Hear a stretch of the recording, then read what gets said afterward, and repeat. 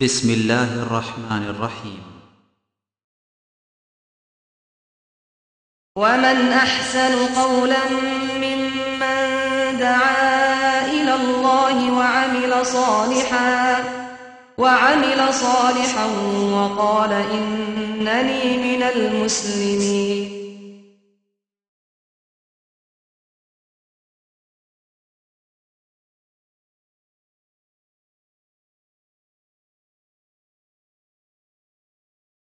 ومن يشاقق الرسول من بعد ما تبين له الهدى ويتبع غير سبيل المؤمنين نوله ما تولى ونصله جهنم وساءت مصيرا.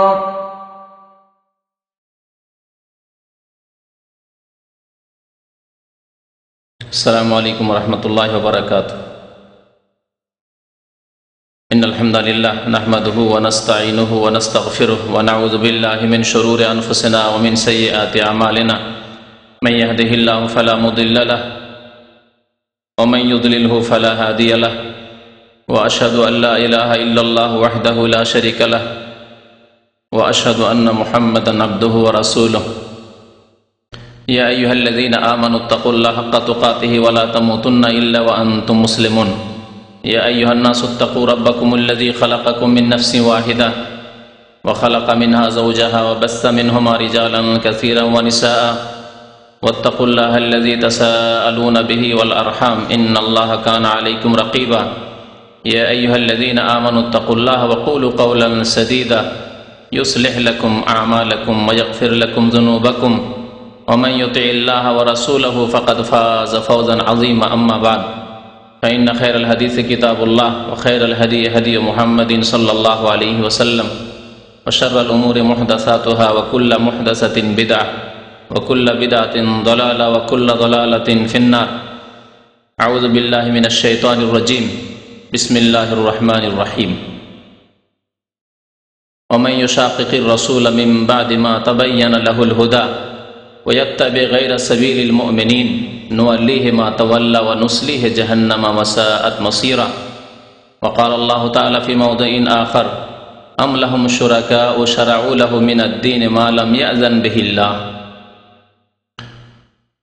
মহান আল্লাহর সমস্ত প্রশংসা যে আল্লাহ পাক আমাদেরকে সৃষ্টি করেছেন এবং আমাদেরকে সঠিক পথ দেখিয়েছেন। সে আল্লাহর সমস্ত প্রশংসা যে আল্লাহ পাক রব্বুল আলামিন আমাদেরকে এই উম্মতে মুহাম্মাদিয়া, যে উম্মত শ্রেষ্ঠ উম্মত, যে জাতিকে আল্লাহ পাক রব্বুল আলামিন শ্রেষ্ঠ জাতি বলে আখ্যায়িত করেছেন, সেই জাতি সেই উম্মতের অন্তর্ভুক্ত হওয়ার তৌফিক দান করেছেন। দরুদ ও সালাম নাযিল হোক আমাদের প্রিয় নবী বিশেষ নবী মুহাম্মদুর রাসূলুল্লাহ সাল্লাল্লাহু আলাইহি ওয়াসাল্লামের প্রতি, যার অনুসরণ করা, যার ইত্তেবা করা, যার আনুগত্য করা মহান আল্লাহ ফরজ করেছেন, যার আনুগত্য করাকে আল্লাহর আনুগত্য বলে আখ্যায়িত করেছেন। যে ব্যক্তি রাসূলুল্লাহ সাল্লাল্লাহু আলাইহি ওয়াসাল্লামকে মানল সেই ব্যক্তি আল্লাহকে মানল। যে ব্যক্তি রাসূলুল্লাহ সাল্লাল্লাহু আলাইহি ওয়াসাল্লামের নিয়ে আসা দিনের ওপর, পথের ওপর চলল, সেই ব্যক্তি আল্লাহ পাক রব্বুল আলামিনকে পেতে পারে। এই হচ্ছে সিরাতে মুস্তাকিম, সরল সহজ পথ, যেই পথের কামনা করার জন্য, চাওয়ার জন্য, দোয়া করার আদেশ প্রদান করেছেন আল্লাহ পাক রব্বুল আলামিন প্রত্যেক নামাজে। ইহদিনাস সিরাতাল মুস্তাকিম আল্লাহ শিখিয়েছেন। এমন এক দোয়া যে দোয়া ছাড়া নামাজ কবুল হয় না, অর্থাৎ সূরা ফাতিহা ছাড়া নামাজ হয় না। যে সূরা ফাতিহা আমরা 5 ওয়াক্তের প্রত্যেক রাকাতে দোয়া করার জন্য আদিষ্ট হয়েছি। দোয়া করতে হয় আমাদেরকে যে আল্লাহ আমাদেরকে সিরাতে মুস্তাকিম দেখাও, সহজ সরল পথ, সোজা পথ, নবী করিম সাল্লাল্লাহু আলাইহি সাল্লামের নিয়ে আসা পথ, যেই পথের উপর তিনি চলেছেন, তার সাহাবায়ে কেরাম খোলাফায়ে রাশিদিন চলেছেন, তাবেঈন তাবা তাবেঈন চলেছেন, মুসলিমগণ যারা সৎকর্মশীল তারা চলেছেন, সেই পথ আমাদেরকে দেখাও। সিরাতাল্লাযীনা আন'আমতা আলাইহিম, পুরস্কৃতদের পথ, যাদেরকে পুরস্কার দেওয়ার আল্লাহ তুমি ঘোষণা করেছো, সেই পথ। আল্লাহুম্মা সাল্লি আলাইহি আল্লাহুম্মা বারিক আলাইহি। আজকে আলোচনা করব আপনাদের সামনে উপমহাদেশ ভারত, বাংলাদেশ, পাকিস্তান এসব দেশে, যেসব দেশের মানুষ আমরা, এসব দেশে প্রচলিত বিদাতগুলি সম্পর্কে, বিদাত সম্পর্কে রমজান মাসে ইফতার ক্যাম্পে কয়েকদিন বক্তব্য করা হয়েছে। তবে কয়েকটি ওয়াদা করেছিলাম ইফতার ক্যাম্পের ভাইদের কাছে যে প্রচলিত বিদাত, যে বিদাতগুলি আমাদের ঘরে ঘরে রয়েছে, আমাদের গ্রামে গ্রামে শহরে মানুষের মধ্যে প্রচলিত রয়েছে, এই বিদাতগুলি সম্পর্কে, বিদাতগুলিকে চিহ্নিত করার জন্য, শনাক্ত করে দেওয়ার জন্য, যাতে করে মানুষের জন্য বিদাতকে চেনা সহজ হয়ে যায়, ওই বিদাতগুলির কথা উল্লেখ করব। বিদাত সম্পর্কে নবী করিম সাল্লাল্লাহু আলাইহি ওয়াসাল্লাম কি বলেছেন এ সম্পর্কে যদি আলোচনা করা যায় তাহলে সেখানেই থেকে যাব। সেই আলোচনাগুলি আজকে না বাড়িয়ে শুধু ওই বিদাতগুলির কথা উল্লেখ করব, যে বিদাতগুলি আমাদের সমাজে ছড়িয়ে ছিটিয়ে আছে। কারণ যেসব ভাইরা, মুসলিমরা বিদাত করে থাকে, তারা সেই বিদাতগুলিকে বিদাত মনে করে না, সেগুলিকে ইবাদত মনে করে, অথচ সেগুলি ইবাদত নয়, বিদাত। তাহলে ইবাদত কি আর বিদাতি কি? জি, ইবাদত যা আল্লাহ পাক রব্বুল আলামিনের জন্য করা হয় এবং একমাত্র রাসূলুল্লাহ সাল্লাল্লাহু আলাইহি সাল্লামের তরিকা মোতাবেক করা হয়, রাসূলুল্লাহ সাল্লাল্লাহু আলাইহি সাল্লামের অনুসরণের ভিত্তিতে করা হয়। নবী করিম সাল্লাল্লাহু আলাইহি ওয়াসাল্লামের রাস্তা ছেড়ে এদিক ওদিক না যাওয়া হয়, নবী সাল্লাল্লাহু আলাইহি ওয়াসাল্লামের তরিকায়, আদর্শ মোতাবেক, সুন্নত অনুসারে এবং একমাত্র আল্লাহর জন্য যেসব কাজগুলি হয় সেগুলি ইবাদত। আপনি যদি নামাজ কায়েম করেন আল্লাহর জন্য আর নবী করিম সাল্লাল্লাহু আলাইহি ওয়াসাল্লামের আদর্শ সুন্নত মোতাবেক যদি নামাজ আদায় করেন তাহলে সেটি হচ্ছে ইবাদত। এইরকম অন্যান্য ইবাদত বন্দেগীর ক্ষেত্রে, আকীদা বিশ্বাসের ক্ষেত্রে, কথার ক্ষেত্রে, কর্ম আমলের ক্ষেত্রে, যেসব আকীদা বিশ্বাস, যেসব কথা, যেসব আমল কর্ম নবী করিম সাল্লাল্লাহু আলাইহি ওয়াসাল্লাম থেকে প্রমাণিত, সেসব কাজ, সেসব কথা, সেসব ইতিকাদ বিশ্বাস যদি রাখেন, বলেন আর করেন, তাহলে হবে সেগুলি সুন্নত এবং সেগুলি ইবাদত হবে। আর যদি নবী করিম সাল্লাল্লাহু আলাইহি ওয়াসাল্লামের সুন্নতকে বাদ দিয়ে, তার আদর্শ রাস্তাকে বাদ দিয়ে যদি নতুন কোনো তরিকায় কোনো কথা বলেন, ধর্মের নামে, দ্বীনের নামে কোনো আকীদা বিশ্বাস রাখেন, কোনো আমল করেন, কাজ করেন, কিন্তু সেটি নবী করিম সাল্লাল্লাহু আলাইহি ওয়াসাল্লামের সুন্নতের মোতাবেক নয়, সুন্নতের অনুকূলে নয়, সুন্নতের বিপরীত, সুন্নত দ্বারা প্রমাণিত নয়, তাহলে সেগুলি বিদাত হবে। যদিও আপনি সেগুলিকে ইবাদত মনে করে, নেকি মনে করে, ভালো কাজ মনে করে আপনি আদায় করছেন। এই বিদাত মানুষ শুধু কাজে কর্মে করে না। আমি ইঙ্গিত করেছি আমার এই কথাগুলিতে যে বিদাত মানুষের তিনটি ক্ষেত্রে হয়ে থাকে। আকীদার ক্ষেত্রে বিদাত হয়ে থাকে, আকীদার ক্ষেত্রে মানে বিশ্বাসী বিদাত ভরা আছে। আপনার বিশ্বাসই হচ্ছে বিদাতি বিশ্বাস, ধর্মীয় বিশ্বাস, ইতিকাদ যেটাকে বলা হয় বা আকীদা বলা হয়, দ্বীনি বিশ্বাস, ধর্মীয় বিশ্বাস। ধর্মের নামে, দ্বীনের নামে আপনি বিশ্বাস করছেন, অথচ সেই বিশ্বাসগুলি নবী করিম সাল্লাল্লাহু আলাইহি ওয়াসাল্লাম করেননি, তার খোলাফা রাশিদিন ওইসব কথা বিশ্বাস করেননি। সাহাবায়ে কেরাম 1,24,000-এর বেশি রাদিয়াল্লাহু আনহুম আজমাইন, তারা এসব বিশ্বাস আকীদা রাখতেন না, এসব কথা বিশ্বাস করতেন না। তাহলে এগুলি ইসলামিক বিশ্বাস নয়, এগুলিকে বলা হবে বিদাতি ইতিকাদ বা বিদাতি বিশ্বাস, ধর্মের নামে অন ইসলামিক বিশ্বাস, বিদাতি বিশ্বাস, বিদাতি আকীদা। তাহলে আকীদার ক্ষেত্রে, ইতিকাদের ক্ষেত্রে, বিশ্বাসের ক্ষেত্রে হচ্ছে এক ধরনের বিদাত। কয়েকটি বিদাতের কথা এই ক্ষেত্রে উল্লেখ করবো ইনশাআল্লাহ তাআলা। কথার ক্ষেত্রে, কথার দ্বারাও বিদাত হয়, কাজ নয়, কথার দ্বারা, জবানের দ্বারা আপনি বিদাত করছেন। কোনগুলি বিদাত? তাহলে যেই কথাগুলি ধর্ম মনে করে, ধর্মের নামে নবী করিম সাল্লাল্লাহু আলাইহি ওয়াসাল্লাম বলেননি, তার খোলাফা রাশিদিন বলেননি, সাহাবায়ে কেরামরা সেগুলিকে উচ্চারণ করেননি, বলেননি, সেগুলি আপনি ইবাদত মনে করে, নেকি মনে করে, সওয়াব মনে করে, ধর্ম মনে করে, দ্বীন ইসলাম মনে করে আপনি বলছেন, সেগুলি হচ্ছে কথার ক্ষেত্রে বিদাত। তৃতীয় হচ্ছে আমলের ক্ষেত্রে বিদাত, কর্মের ক্ষেত্রে বিদাত, এমন কাজকর্ম যেগুলি নবী করিম সাল্লাল্লাহু আলাইহি ওয়াসাল্লাম নিজে করেননি, যদি দিন হতো, ইসলাম হতো, তাহলে প্রথমে তিনি করতেন, করেননি তিনি। তার খোলাফায়ে রাশেদিন রাদিয়াল্লাহু তাআলা আনহু আজমাইন তারা করেননি, সাহাবায়ে কেরামগণ করেননি, তাবেঈন তাবা তাবেঈন করেননি। যারা ওই তাবেঈন তাবা তাবেঈন যারা সাহাবায়ে কেরামদের অনুসরণ করেছেন, যারা খোলাফায়ে রাশেদিনের অনুসরণ করেছেন, যারা নবী করিম সাল্লাল্লাহু আলাইহি ওয়াসাল্লামের অনুসরণ করেছেন, তারা করেননি। স্বর্ণযুগ বলা হয় এই যুগগুলিকে, তারা করেননি। এমন কাজ আপনি করছেন, এমন আমল করছেন, অথচ সেগুলিকে আপনি ধর্ম মনে করছেন, দিন মনে করছেন, নেকির কাজ মনে করছেন, সওয়াবের কাজ মনে করছেন, ইবাদতের কাজ মনে করছেন। এগুলি হলো কর্মের ক্ষেত্রে বিদআত। তাহলে তিন প্রকারের বিদআতের কথা শুনে রাখুন। আকীদার ক্ষেত্রে, বিশ্বাসের ক্ষেত্রে বিদআত, কথার ক্ষেত্রে বিদআত, বাচনিক বিদআত, আর আমলের ক্ষেত্রে, কর্মের ক্ষেত্রে বিদআত। বিদআত সম্পর্কে দুই একটি আয়াত আপনাদের সামনে বলি। আল্লাহ পাক রব্বুল আলামিন ইরশাদ করেছেন যে ওয়া মান ইউশাকিকির রাসূল মিন বাদি মা তাবায়্যানা লাহুল হুদা ওয়া ইয়াত্তাবি গায়রা সাবিলিল মুমিনিন নুওয়াল্লিহি মা তাওয়াল্লা ওয়া নুসলিহি জাহান্নাম ওয়া সাআত মাসীরা। সূরা নিসার আয়াত নম্বর 115 তে মহান আল্লাহ ইরশাদ করেছেন যে যারা নবী মুহাম্মদ সাল্লাল্লাহু আলাইহি সাল্লামের কি করলো, বিরুদ্ধাচরণ করলো। ওয়া মান ইউশাকিকির রাসূলা, আর রাসূল বলা হয়েছে অর্থাৎ বিশেষ রাসূল। কোন রাসূল? শেষ নবী মুহাম্মদ সাল্লাল্লাহু আলাইহি ওয়াসাল্লাম, যার প্রতি কোরআনুল কারীম নাযিল হয়েছে এবং জীবনের প্রত্যেকটি ক্ষেত্রে যার আনুগত্যের আদেশ প্রদান করা হয়েছে, যার দিন সারা বিশ্বের মানুষের জন্য এসেছে, যার উপর যে কিতাব নাযিল হয়েছে সারা বিশ্বের মানুষের জন্য হিদায়াত করে আল্লাহ পাক রব্বুল সেই কিতাব নাযিল করেছেন। এখানে রাসূল মানে অন্য কোনো রাসূল নন, বরং শেষ রাসূল মুহাম্মদ সাল্লাল্লাহু আলাইহি ওয়াসাল্লাম।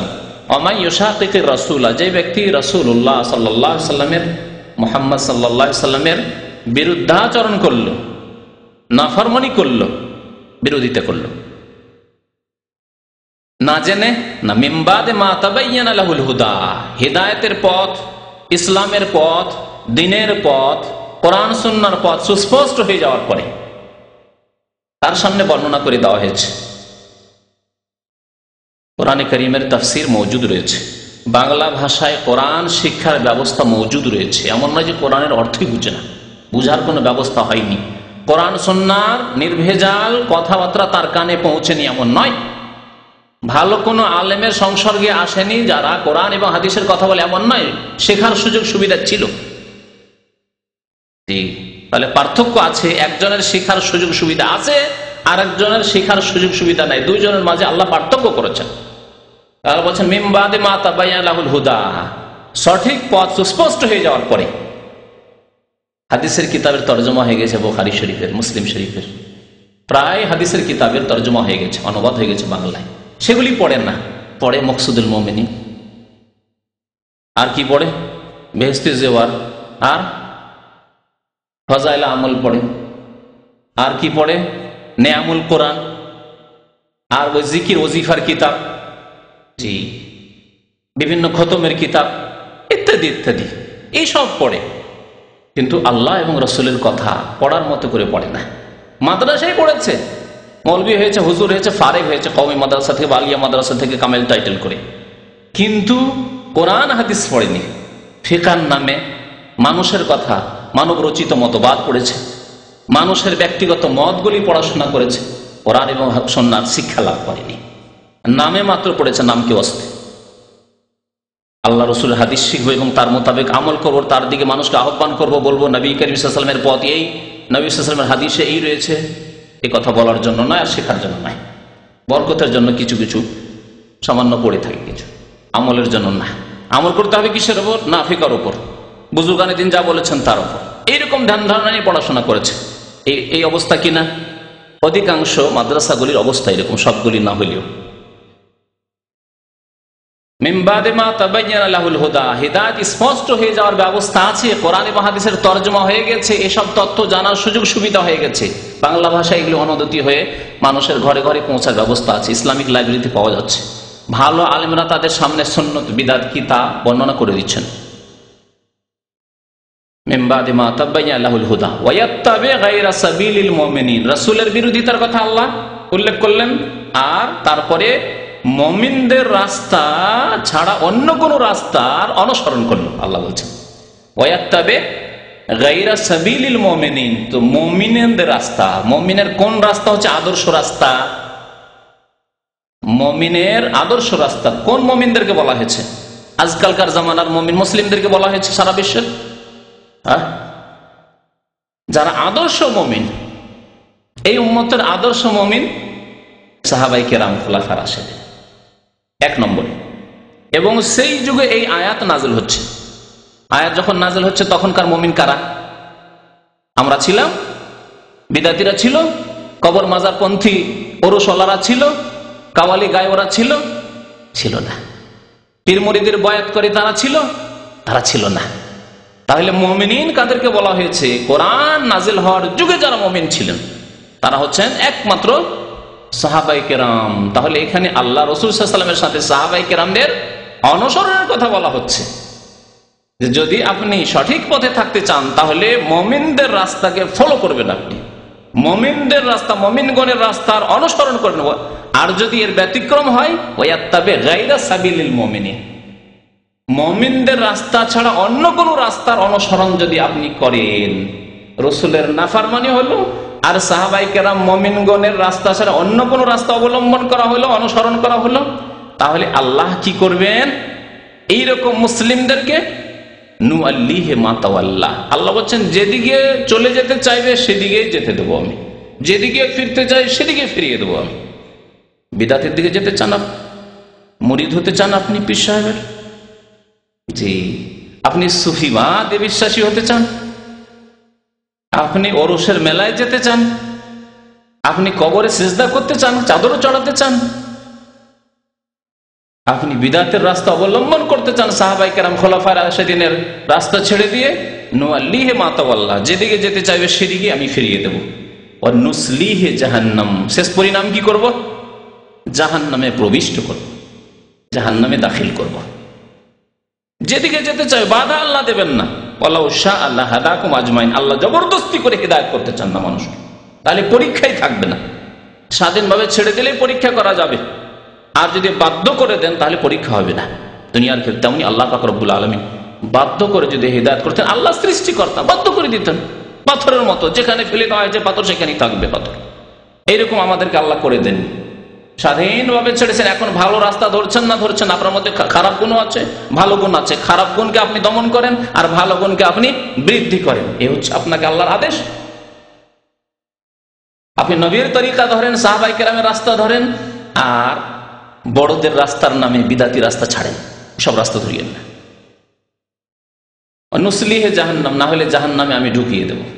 ওয়াসাআত মাসীরা, আর বড়ই খারাপ পরিণাম হবে, পরিণাম খুব খারাপ হবে শেষ। তাহলে বিদাতীদের সম্পর্কে আল্লাহ পাক রব্বুল আলামিন কত সতর্কবাণী উচ্চারণ করেছেন, কিভাবে সাবধান করেছেন। নবীর রাস্তা ছেড়ে দিয়ে, সাহাবায়ে কেরামের রাস্তা ছেড়ে অন্য কোন রাস্তা অবলম্বন করবে না। এই আয়াত নিয়ে যদি যারা বিদআত করে থাকে তারা যদি গবেষণা করত যে নবীর রাস্তা ছাড়বো না আর সাহাবায়ে কেরামের রাস্তা ছাড়বো না, এখন আপনার প্রত্যেকটি সমস্যার ক্ষেত্রে, প্রত্যেকটি আমল কর্মের ক্ষেত্রে, প্রত্যেকটি আকীদা বিশ্বাসের ক্ষেত্রে, প্রত্যেকটি কথার ক্ষেত্রে আপনি যাচাই বাছাই করুন যে নবী করিম সাল্লাল্লাহু আলাইহি ওয়াসাল্লাম এইরকম জিকির করেছেন, ওরস লাগিয়েছেন, কবর পাকা করেছেন না নিষেধ করেছেন? জি। পীর মুরিদের বায়াত হয়েছে সাহাবায়ে কেরামদের যুগে? প্রত্যেক প্রশ্ন আপনি নিজে উঠান, তোলেন প্রশ্ন, আর এই প্রশ্নের উত্তর নেন নবী করিম সাল্লাল্লাহু আলাইহি ওয়াসাল্লাম এবং সাহাবায়ে কেরামের জামানা থেকে উত্তর নেন আপনি, যদি আপনি জ্ঞানী হন। তাহলে জ্ঞানীদেরকে আল্লাহ দাওয়াত দিয়েছেন, বারবার করে আহ্বান করেছেন, তোমরা নিজের জ্ঞান দিয়ে কাজ নাও, তোমরা জ্ঞান দিয়ে কাজ নাও তোমরা। আল্লাহ পাক রব্বুল আলামিন আরো সতর্ক করেছেন বিদআত থেকে, ইরশাদ করেছেন সূরা শুরার আয়াত নম্বর 21-এ, আম লাহুম শুরাকা, বিদআতীদের সম্পর্কে আল্লাহ বলছেন তাদের কি দেবী দেবতা রয়েছে, তাদের কি উপাস্য রয়েছে, প্রভু রয়েছে কেউ আল্লাহ ছাড়া? আম লাহুম শুরাকা, আল্লাহর কোন আরো অংশীদার কেউ রয়েছে তাদের? শারাউ লাহুম মিনাদ-দীন মা লাম ইয়াযান বিহিল্লাহ, তাদের জন্য দিন ধর্ম রচনা করেছে আল্লাহ ছাড়া। মা লাম ইয়াযান বিহিল্লাহ, আল্লাহ যেসব কথা কাজের আকীদা বিশ্বাসের অনুমতি দেননি সেসবের রচনা করেছে এবং তাদেরকে সেই ধর্ম দিয়ে দিয়েছে, সেই আকীদা মতবাদ এগুলো দিয়ে দিয়েছে ধর্মের নামে। আল্লাহ ছাড়া আর কেউ আছে নাকি? আছে জিলানি, চিশতি, যাদেরকে এই ক্ষমতা দেওয়া হয়েছে খ্রিস্টান ধর্মের মতো।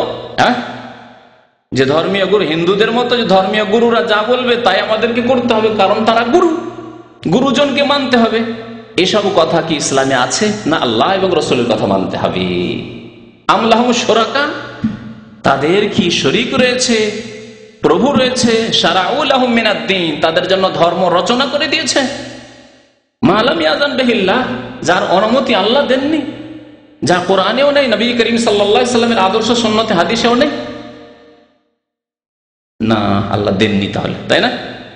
তারপরে আল্লাহ বলছেন যে ওয়ালাউলা কালিমাতুল ফাসলি, আল্লাহর পক্ষ থেকে যদি অগ্রিম ফয়সালা না হয়ে যেত যে সারা বিশ্বকে একসাথে আল্লাহ ধ্বংস করে দেবেন না, সারা বিশ্বের মুসলিম জাতিকে একসাথে আল্লাহ ধ্বংস করে দেবেন না, এটা হচ্ছে আল্লাহর ফয়সালা।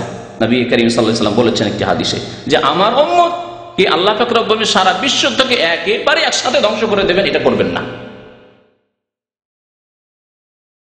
ওয়ালাউলা কালিমাতুল ফাসল, আল্লাহর পক্ষ থেকে যদি ফয়সালার বাণী উচ্চারণ না হয়ে যেত, ফয়সালার ঘোষণা না হয়ে যেত যে আমি সারা পৃথিবীর মুসলিমদেরকে একসাথে আযাব দিয়ে ধ্বংস করে দেব না, লাকুযিয়া বাইনাহুম, তাহলে তাদের ফয়সালা আল্লাহ করেই দিতেন, তাদের সর্বনাশ করে দিতেন।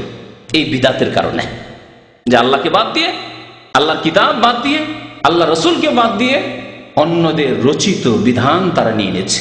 সে রাজনৈতিক ক্ষেত্রে হোক, যারা রাজনৈতিক নেতাদের কাছ থেকে মানব রচিত বিধান দিয়ে দেশ চালাচ্ছে তাদের ক্ষেত্রে হোক, আর ধর্মের ক্ষেত্রে হোক, যে হুজুরজিদের কথা আর পীরদের কথা আর বড়দের কথা, বুজুর্গানের দিনের কথার নামে কোরআনে বা হাদিসের বাইরে তারা কাজকর্ম করে থাকে আর ইতিকাদ রেখে থাকে আর বলে থাকে।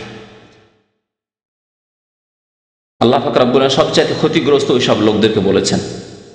তারা সূরা কাহফ আয়াত নম্বর 103 এবং 104 মহান আল্লাহ ইরশাদ করেছেন, কুল হাল নুনাব্বিউকুম বিল আখসারিনা আমালা, হে নবী মুহাম্মদ সাল্লাল্লাহু আলাইহি সাল্লাম আপনি বলে দিন যে তোমাদেরকে জানিয়ে দেব কি, হাল নুনাব্বিউকুম, তোমাদেরকে জানিয়ে দেব কি ওই সব লোকদের সম্পর্কে যারা আমলের ক্ষেত্রে অধিক ক্ষতিগ্রস্ত, কর্মের ক্ষেত্রে কর্ম করেও ক্ষতিগ্রস্ত।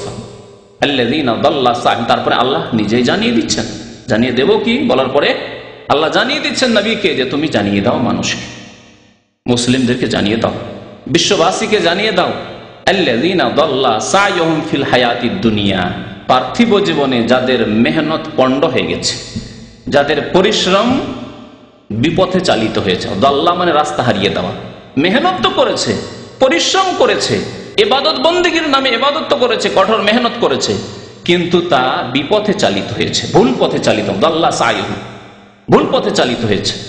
নামাজ পড়েছে ভুল করে, রোজা রেখেছে ভুল করে, হজ করেছে ভুল করে, উমরা করেছে ভুল করে, জি ভুল করে, সব জিকির আজকার করেছে ভুল করে, ওজিফা পড়েছে সব ভুল করে, সব ভুল। দোয়া করেছে ভুল করে, মাধ্যম ধরে, মাধ্যম ছাড়া আল্লাহ দোয়া কবুল করবেন না, ওসিলা ধরে, মাধ্যম লাগবে।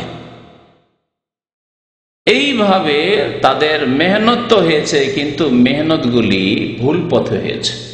দাল্লা সাইহুম ফিল হায়াতিদ দুনিয়া, অথচ তাদের ধারণা, ভুল করা সত্ত্বেও তাদের ধারণা কি, ওয়াহুম ইয়াহসাবুনা আন্নাহুম ইহসিনুনা সুনআ, তাদের ধারণা যে তারা খুব ভালো ভালো কাজ করে দুনিয়া থেকে এসেছে, নেকির পাহাড় নিয়ে কবরে গিয়েছে, এইরকম ধারণা তাদের।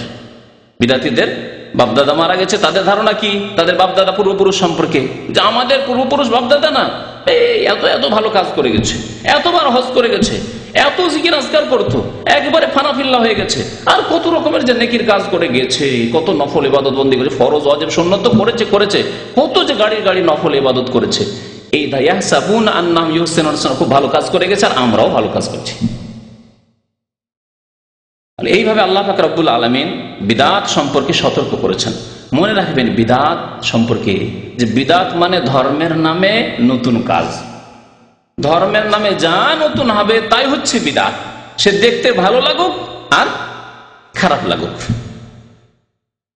তার মানে ইসলামে বিদাতের কোনো ভাগ নেই, যে কিছু বিদাতে হাসানা মানে কি ভালো, কিছু ভালো বিদাত আছে যে বিদাত হইলেও নতুন হলেও আল্লাহ নবী করেননি, সাহাবায়ে কেরাম করেননি, খোলাফায়ে রাশিদিন করেননি, কিন্তু কাজগুলি সুন্দর, এর নাম হচ্ছে বিদাতে হাসানা।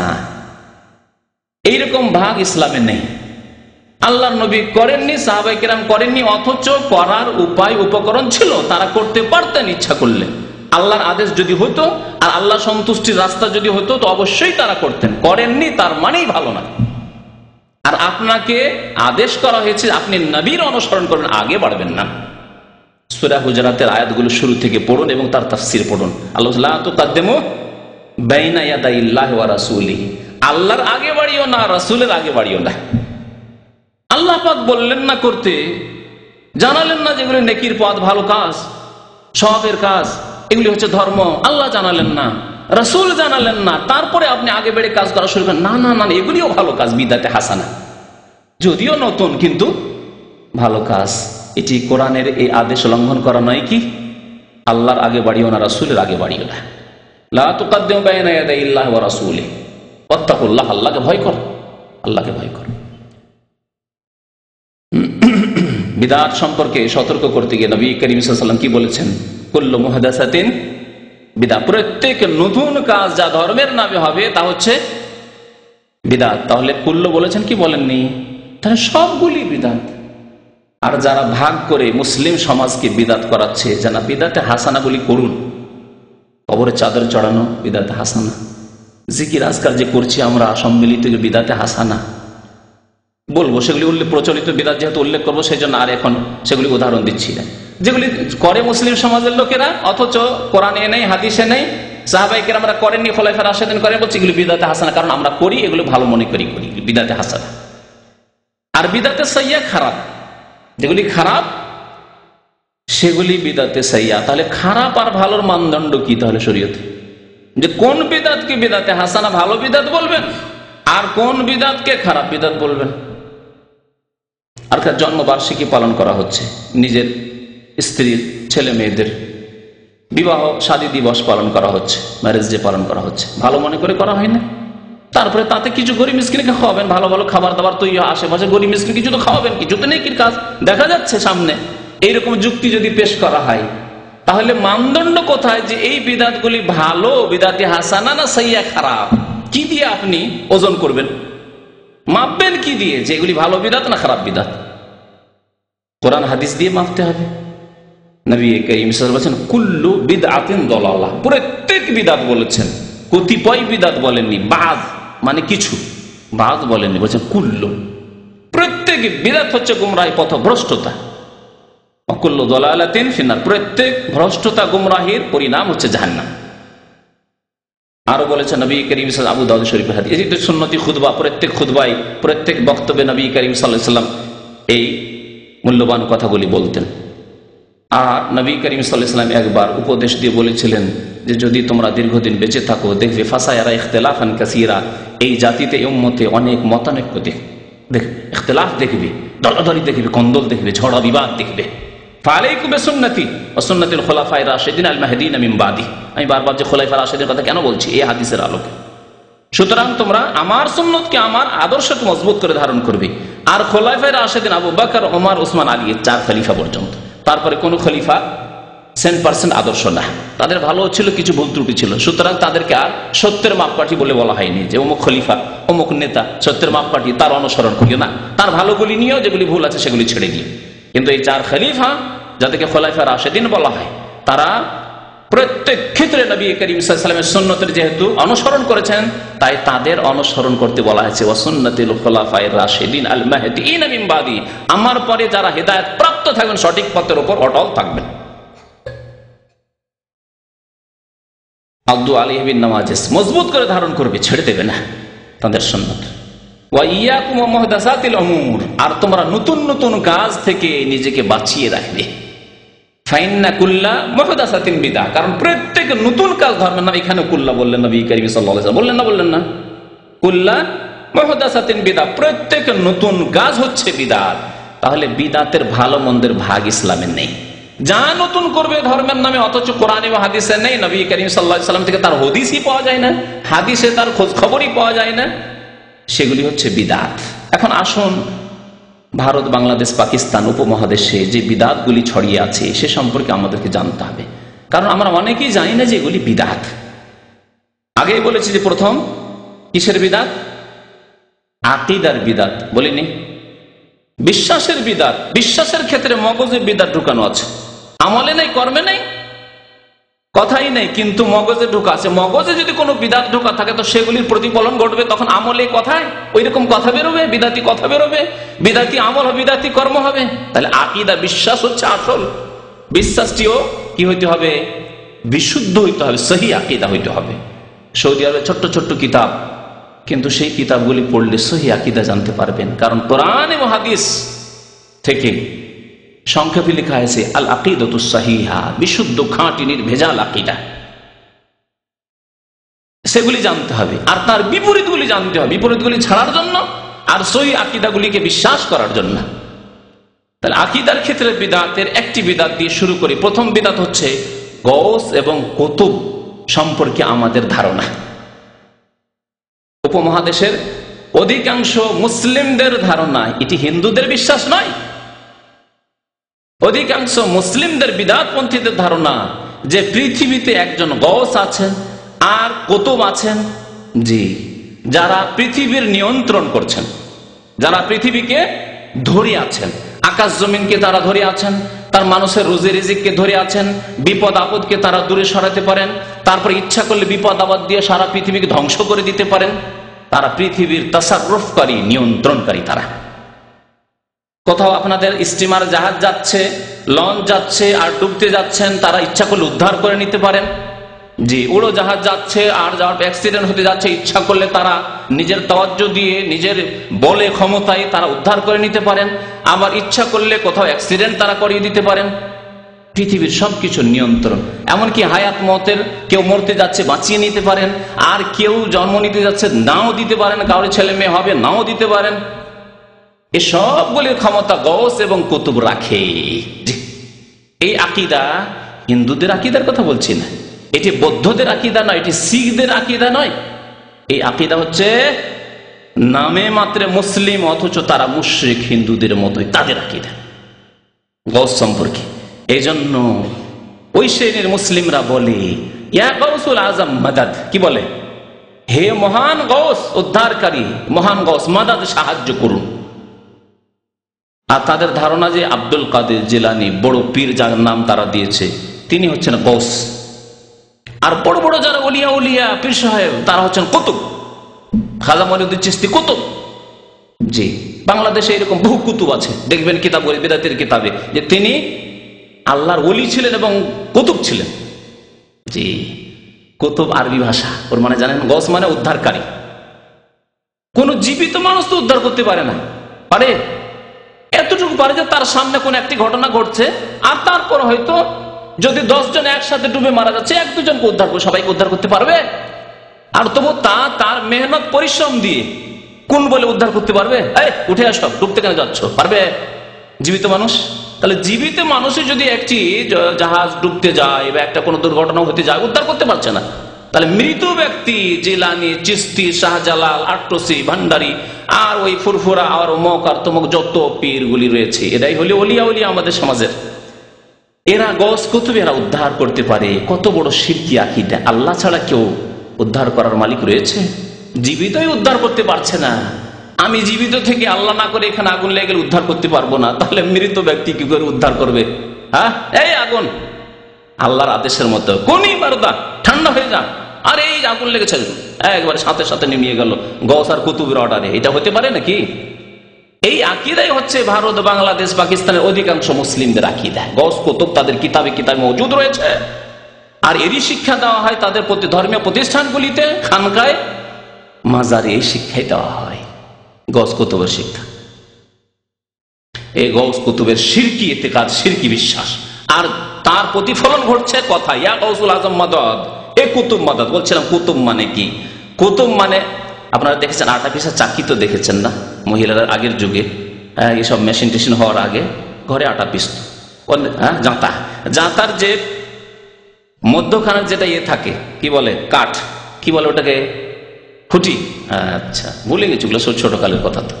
তো এই যে মধ্যখানে আছে যেটা থেমে রয়েছে, ওই জাঁতার চাকিটাকে যদি সেটা না থাকে, ভেঙে যায়, তাহলে জাঁতা গড়ে পড়ে যাবে একদিকে, এক সাইডে চলে যাবে, যেতে দিচ্ছে না। চারদিকে ঠিক ঠিকভাবে নিজ ব্যালেন্সের উপরে ঘোরাচ্ছে, ঠিক না? ওই কাঠটাই যদি এই খোঁটাটা না থাকতো তাহলে কিন্তু তা থাকতো না। তাহলে কুতুব যে পৃথিবীকে ধ্বংস হওয়া থেকে, পৃথিবীর সর্বনাশ থেকে, পৃথিবী হালাক হয়ে যাওয়া থেকে আর মানুষের হেফাজত ইত্যাদি সবকিছুকে নিয়ন্ত্রণ করে রয়েছে সমুদ্রকে, মহাসাগরকে নিয়ন্ত্রণ করেছে, আসমান এবং জমিনকে। অথচ আল্লাহ পাক বলছেন ইন্নাল্লাহা ইউমসিকুস সামাওয়াতি আন তাযুলা। আল্লাহ বলছেন আল্লাহ পাক নিশ্চয় আল্লাহ পাক রব্বুল আলামিন আকাশকে ধারণ করে রয়েছেন যাতে আকাশ ধ্বংস হয়ে পড়ে যায় না। জি, অ্যাক্সিডেন্ট হয় না, কোনো ব্যতিক্রম দেখতে পাচ্ছেন হাজার হাজার বছর থেকে চলে আসছে। কোনদিন শুনেছেন মানব জাতির ইতিহাসে কোন গবেষক বলতে পেরেছে পৃথিবী কোনোদিন আকাশ ধ্বংস হয়ে পড়ে গেছিল? হ্যাঁ, কিয়ামত যখন হবে তখন হবে, আল্লাহ যেদিন পৃথিবী ধ্বংস করবেন। আর এদের ধারণা যে কুতুব, সেই কুতুব পীর সাহেব কুতুব, বড় পীর হচ্ছে কুতুব। এদের আকিদা, বিদাতি আকিদা একটি বলি, তাসাউফ, সুফিবাদে বিশ্বাসী হওয়া। সুফিইজম হচ্ছে ধর্ম, অথচ সুফিইজম তাসাউফ শব্দটি কোরআনে তো পাবেন না, কোন হাদিসেও পাবেন না, এমনকি ফিকার কিতাবে হিদায়াতও পাবেন না। হানাফি ভাইদেরকে বলছি, ভাইরা আপনাদের সবচেয়ে বড় কিতাব ফিকার কিতাব হিদায়াত, হিদায়াতে তাসাউফের কোন একটি অধ্যায় আছে? ইমাম আবু হানিফার কোন কিতাবে তাসাউফের একটি অধ্যায় আছে? তাহলে এই লোক থেকে, যদিও ফিকার কিতাব আপনার শরীয়তের উৎস নয়, দলিল নয়, সেগুলি যদি কোরআন এবং হাদিসের অনুকূলে লেখা হয়, কোরআন এবং হাদিস থেকে যদি লেখা হয়, তার মোতাবেক হয়তো নেবেন, না হলে নেবেন না, মানুষের কথা সেগুলি। তাহলে কোরআন এবং হাদিসে যেই শব্দ নেই সেটি নিয়ে এত বাড়াবাড়ি কেন? সুফিবাদ ছড়িয়ে কেন রয়েছে মুসলিম সমাজে? সালাতের কথা, নামাজের কথা, সিয়ামের কথা, যাকাতের কথা আল্লাহ কত জায়গায় বলেছেন কোরআনে কারিমে। মুসলিম সমাজে যাকাত নেই, মুসলিম সমাজে নামাজ নেই, এত বেশি যত বেশি সুফিবাদ রয়েছে। সুফিবাদে বিশ্বাসী বিদাতির সংখ্যা এত বেশি নামাজিও নেই মুসলিম সমাজে। অথচ আল্লাহ নামাজের কথা কতবার বলেছেন কোরআনে কারিমে? আছে কোথাও? তাসাউফ, আর সুফিয়া, এসব কথাবার্তা কোরআনে আছে? কোথাও নেই। এলো কোথা থেকে? তাহলে এগুলি আকীদার বিদাত নয় যে আল্লাহকে পাওয়ার জন্য, আল্লাহর মারিফত হাসিল করার জন্য, আল্লাহ পর্যন্ত পৌঁছার জন্য তাসাউফে যেতেই হবে, অর্থাৎ কোন এক পীরে কামেলের মুরিদ হতেই হবে তার হাতে বায়াত করে। আর তাসাউফে যেসব ওজিফা দেওয়া হবে সেগুলি নিতে হবে। আর এগুলির বিভিন্ন তরিকা রয়েছে, সেই তরিকার কোন একটি তরিকা বা একাধিক তরিকায় বয়াত নিতে হয়। চিশতি হইতে হবে, না হয় মুজাদ্দিদি হইতে হবে, সাহারওয়ার্দী হইতে হবে, নকশবন্দি হইতে হবে, কাদেরি হইতে হবে। এইসব আকীদা মুসলিম সমাজে আছে না নেই? তাহলে আল্লাহকে পাওয়া যাবে। আছে কোরআন হাদিসে? কোথাও একটি হাদিস পারবেন দেখাতে যে নকশবন্দি আছে, চিশতি আছে? আরে চ তো আরবি ভাষাতে নেই, তো কোত্থেকে হবে? কোরআন হাদিস তো আরবি ভাষায় আছে। চিশতি চ আছে আরবি ভাষায়, আলিফ থেকে ইয়া পর্যন্ত বাচ্চাদেরকে তো আলিফ বা তা সা পড়াচ্ছেন, কোথাও আছে চ?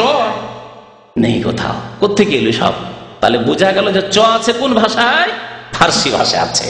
পারস্য দেশ থেকে এই বাতিল ধর্ম গিয়েছে ভারত উপমহাদেশে। এই সুফিবাদের ধর্ম ভারত থেকে কিছু নেওয়া হয়েছে, আর পারস্য দেশ থেকে গেছে ইন্ধনের, আর যাওয়ার পরে তৈরি হয়েছে খিচুড়ি, পাক হয়েছে গিয়ে ভারত উপমহাদেশে। খিচুড়ির মাল মেটেরিয়াল যা লাগে, ডাল চাল লাগে, তা গিয়েছে ইরান থেকে, আর যাওয়ার পরে তৈরি হয়েছে ভারতে খিচুড়ি, সুফিবাদের খিচুড়ি। আর পীর মুরিদের ব্যবসা শুরু হয়েছে ভারত বাংলাদেশে। তারপরে বিভিন্ন তরিকায়ের, তারপরে এর উপরে বয়াত নেওয়া। যতই বড় আলেম হয়ে যান না কেন, এইসব কথাবার্তা লেখা হচ্ছে, তাদের বই বের করে করে যখন শোনাবো আশ্চর্য হয়ে যাবেন। যতই বড় আলেম হয়ে যান না কেন, শরীয়তের মাদ্রাসার আলেম, আর যতই বড় দক্ষ হয়ে যান না কেন, পীরে কামেলের মুরিদ হতেই হবে। জি, চরমনাইয়ের কিতাব আমার টেবিলে রয়েছে, তাতে এই কথা বলা হয়েছে বড় আলেম, কিন্তু যতক্ষণ পর্যন্ত পীরের মুরিদ না হলো ততক্ষণ সে কামেল হতে পারবে না, ততক্ষণ সে কামেল হতে পারবে না। কি ব্যবসা চলছে, পেটের ব্যবসা, বিনা পুঁজির ব্যবসা। আমাদের সুন্নতের অনুসারী ওলামারা বলেছেন যে এই ভারত উপমহাদেশের বিনা পুঁজি, টাকা পয়সা ইনভেস্ট করতে হয় না, বিনা পুঁজির ব্যবসা হচ্ছে পীর মুরিদের ব্যবসা।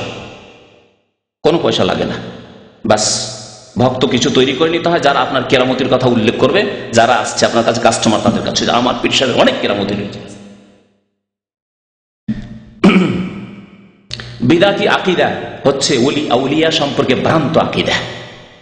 ওলি আউলিয়া সম্পর্কে ইসলামের আকিদা কি আর ভ্রান্ত আকিদা কি? ইসলামের আকিদা হচ্ছে যে কোনো মানুষের জন্য বেলায়াতের পথ, ওলি হওয়ার রাস্তা উন্মুক্ত রয়েছে, খোলা আছে। আপনাদের প্রত্যেকে আল্লাহর ওলি হতে পারে, ডোমের ছেলে, মেতরের ছেলে, শূদ্রর ছেলে, যে কোনো মানুষ কালেমা লা ইলাহা ইল্লাল্লাহ মুহাম্মাদুর রাসূলুল্লাহ অন্তর থেকে বিশ্বাস করে পড়ে নেওয়ার পর আল্লাহর ওলি হয়ে যেতে পারে। ওমর ফারুক রাদিয়াল্লাহু তাআলা যিনি নবীকে খুন করার জন্য আসছিলেন, তিনি যদি আল্লাহর দ্বিতীয় বড় ওলি এই উম্মতের হয়ে যেতে পারেন, তাহলে আপনি আমি, আমার জন্য রাস্তা খোলা নেই? আপনার জন্য রাস্তা খোলা নেই? ডোম মেথরের জন্য রাস্তা খোলা নেই? রাস্তা খোলা আছে। এ হচ্ছে ইসলাম। আল্লাহ বলছেন দুইটি গুণের দ্বারা তুমি ওলি হইতে পারো, আল্লাহর বন্ধু হইতে পারো, আল্লাহর দোস্ত হইতে পারো। আলা ইন্না আউলিয়া আল্লাহ লা খাউফুন আলাইহিম ওয়া লা হুম ইয়াহজানুন। জেনে রেখো যে আল্লাহর যারা বন্ধু তাদের কোনো ভয় নেই। আল্লাহ বলছেন লা খাউফুন আলাইহিম, কোনো ভয় নেই, ওয়া লা হুম ইয়াহজানুন, আর তাদের কোনো চিন্তাও নেই। তারা চিন্তিতও হবে না, না দুনিয়াতে না আখিরাতে। সবসময় তাদের শান্তি, মনের শান্তি, মনের শান্তি রয়েছে। মনের শান্তি টাকা পয়সা আসে না, মনের শান্তি ভালো চাকরি করলে আসে না, মনের শান্তি শুধু ভালো নারী পেলে আসে না, আর গাড়ি পেলে আসে না, ধন দৌলত দিয়ে দুনিয়ার এসব ভোগ বিলাসের বস্তু দিয়ে আসে না। লা খাউফুন আলাইহিম ওয়া লা হুম ইয়াহজানুন। আর বিশেষ করে চিরকালে যে জীবন, আখিরাতের জীবন রয়েছে, সেখানে তাদের না কোনো ভয় রয়েছে, আর না তারা চিন্তিত হবে। কারা তারা? আল্লাহ বলছেন দুইটি গুণ, আল্লাযীনা আমানু ওয়া কানু ইয়াত্তাকুন। যে ব্যক্তি সত্যি ইমানদার হয়ে যেতে পারবে, মুমিন হয়ে যেতে পারবে, ইমানের যে ব্যাখ্যা রয়েছে সেই ব্যাখ্যা জেনে তার বাস্তবায়ন যারা করতে পারবে, সত্যিকার ইমান এবং ইমানের পরিপন্থী বিপরীত যতগুলি জিনিস রয়েছে সেগুলি থেকে যতক্ষণ মুক্ত হতে পারবে, মুক্ত না হলে ওলি হতে পারবে না। ইমানের দাবিও করে, নামাজ রোজাও করে, আর তার সাথে শিরক বিদআত করে, তাবিজ ঝুলানো, তাবিজ তৈরি লিখে লিখে দেয়, তাহলে কি ওলি হতে পারবে? কারণ ইমানের বিপরীত বস্তু মজুদ রয়েছে তার মধ্যে, সুতরাং সে ওলি হতে পারবে না। আল্লাযীনা আমানু, প্রথম গুণ হচ্ছে ইমানদার হতে হবে, পজিটিভের সাথে এবং নেগেটিভের সাথে, ইতিবাচক হতে হবে মুমিন, আর নেতিবাচক মুমিন হইতে হবে। ওয়া কানু ইয়াত্তাকুন, এবং দ্বিতীয় গুণ হচ্ছে আল্লাহ ভীরু হইতে হবে, আল্লাহর ভয় হইতে হবে। আল্লাহর ভয় যে কোনো জায়গায় যেখানে আল্লাহ থামতে বলেছেন চট করে আপনি থেমে যাবেন, স্টপ। যেখানে আল্লাহ রসুল থামতে বলেছেন সেখানে থেমে যাবেন আপনি, আল্লাহর ভয়। আল্লাহ রসুল কেন, রাষ্ট্রীয় ক্ষমতায় যারা রয়েছেন তারা থামতে বলেছেন, এবং আপনার এবং জনসাধারণ মানুষের স্বার্থ রয়েছে, সেখানে আপনি থেমে যাবেন। একটি সিগন্যালের কাছে দাঁড়ালেন আর সিগন্যাল লাল হয়ে আছে, আপনার যদি তাকওয়া আল্লাহ ভীরুতা থাকে তাহলে আপনি থেমে যাবেন। রাস্তা ক্লিয়ার রয়েছে, সাফ রয়েছে, এদিকেও গাড়ি নেই, এদিকেও গাড়ি নেই, কোনো দিকে গাড়ি নেই, তারপরও গাড়ি চালাচ্ছে না, কারণ সিগন্যাল লাল হয়ে রয়েছে। এ হচ্ছে তাকওয়া। তাকওয়ার একটি উদাহরণ দিলাম। কেন? আপনি জানেন যে নবী করিম সাল্লাল্লাহু আলাইহি ওয়াসাল্লাম বলেছেন, ওমাইয়ুতিল আমিরা, যে ব্যক্তি রাষ্ট্রীয় নেতার আনুগত্য করবে সে ফাকাদ আতানি, সে আমার আনুগত্য করলো। ওমান আতানি ফাকাদ আতা আল্লাহ, আর যেই ব্যক্তি আমার আনুগত্য করলো সে ব্যক্তি আল্লাহ পাক রব্বুল আলামিন আনুগত্য করলো। কিন্তু এইরকম জায়গায় অনেক সময় তামাশা দেখি, বসে গাড়িতে বসে বসে আমি দাঁড়িয়ে আছি, পাশ দিয়ে গাড়ি টান দিয়ে চলে গেল, ভোরের সময় বিশেষ করে, বা এমন সময় রমজান মাসে দেখলাম মাগরিব আর ইশার মাঝখানে ইফতার করে আসছি, গাড়ি টান দিয়ে চলে গেল, কারণ এদিক সেদিকে গাড়ি নেই, একটু সুযোগ পেল টান দিয়ে চলে গেল। জি, তাহলে তাকওয়ায় দুর্বলতা। এ তো একটি ছোট উদাহরণ দিলাম, জীবনের প্রত্যেকটি ক্ষেত্রে এক শ্রেণীর লোকেরা সমাজের ভয়ে পাপ করে না। জেনা কেন করে না?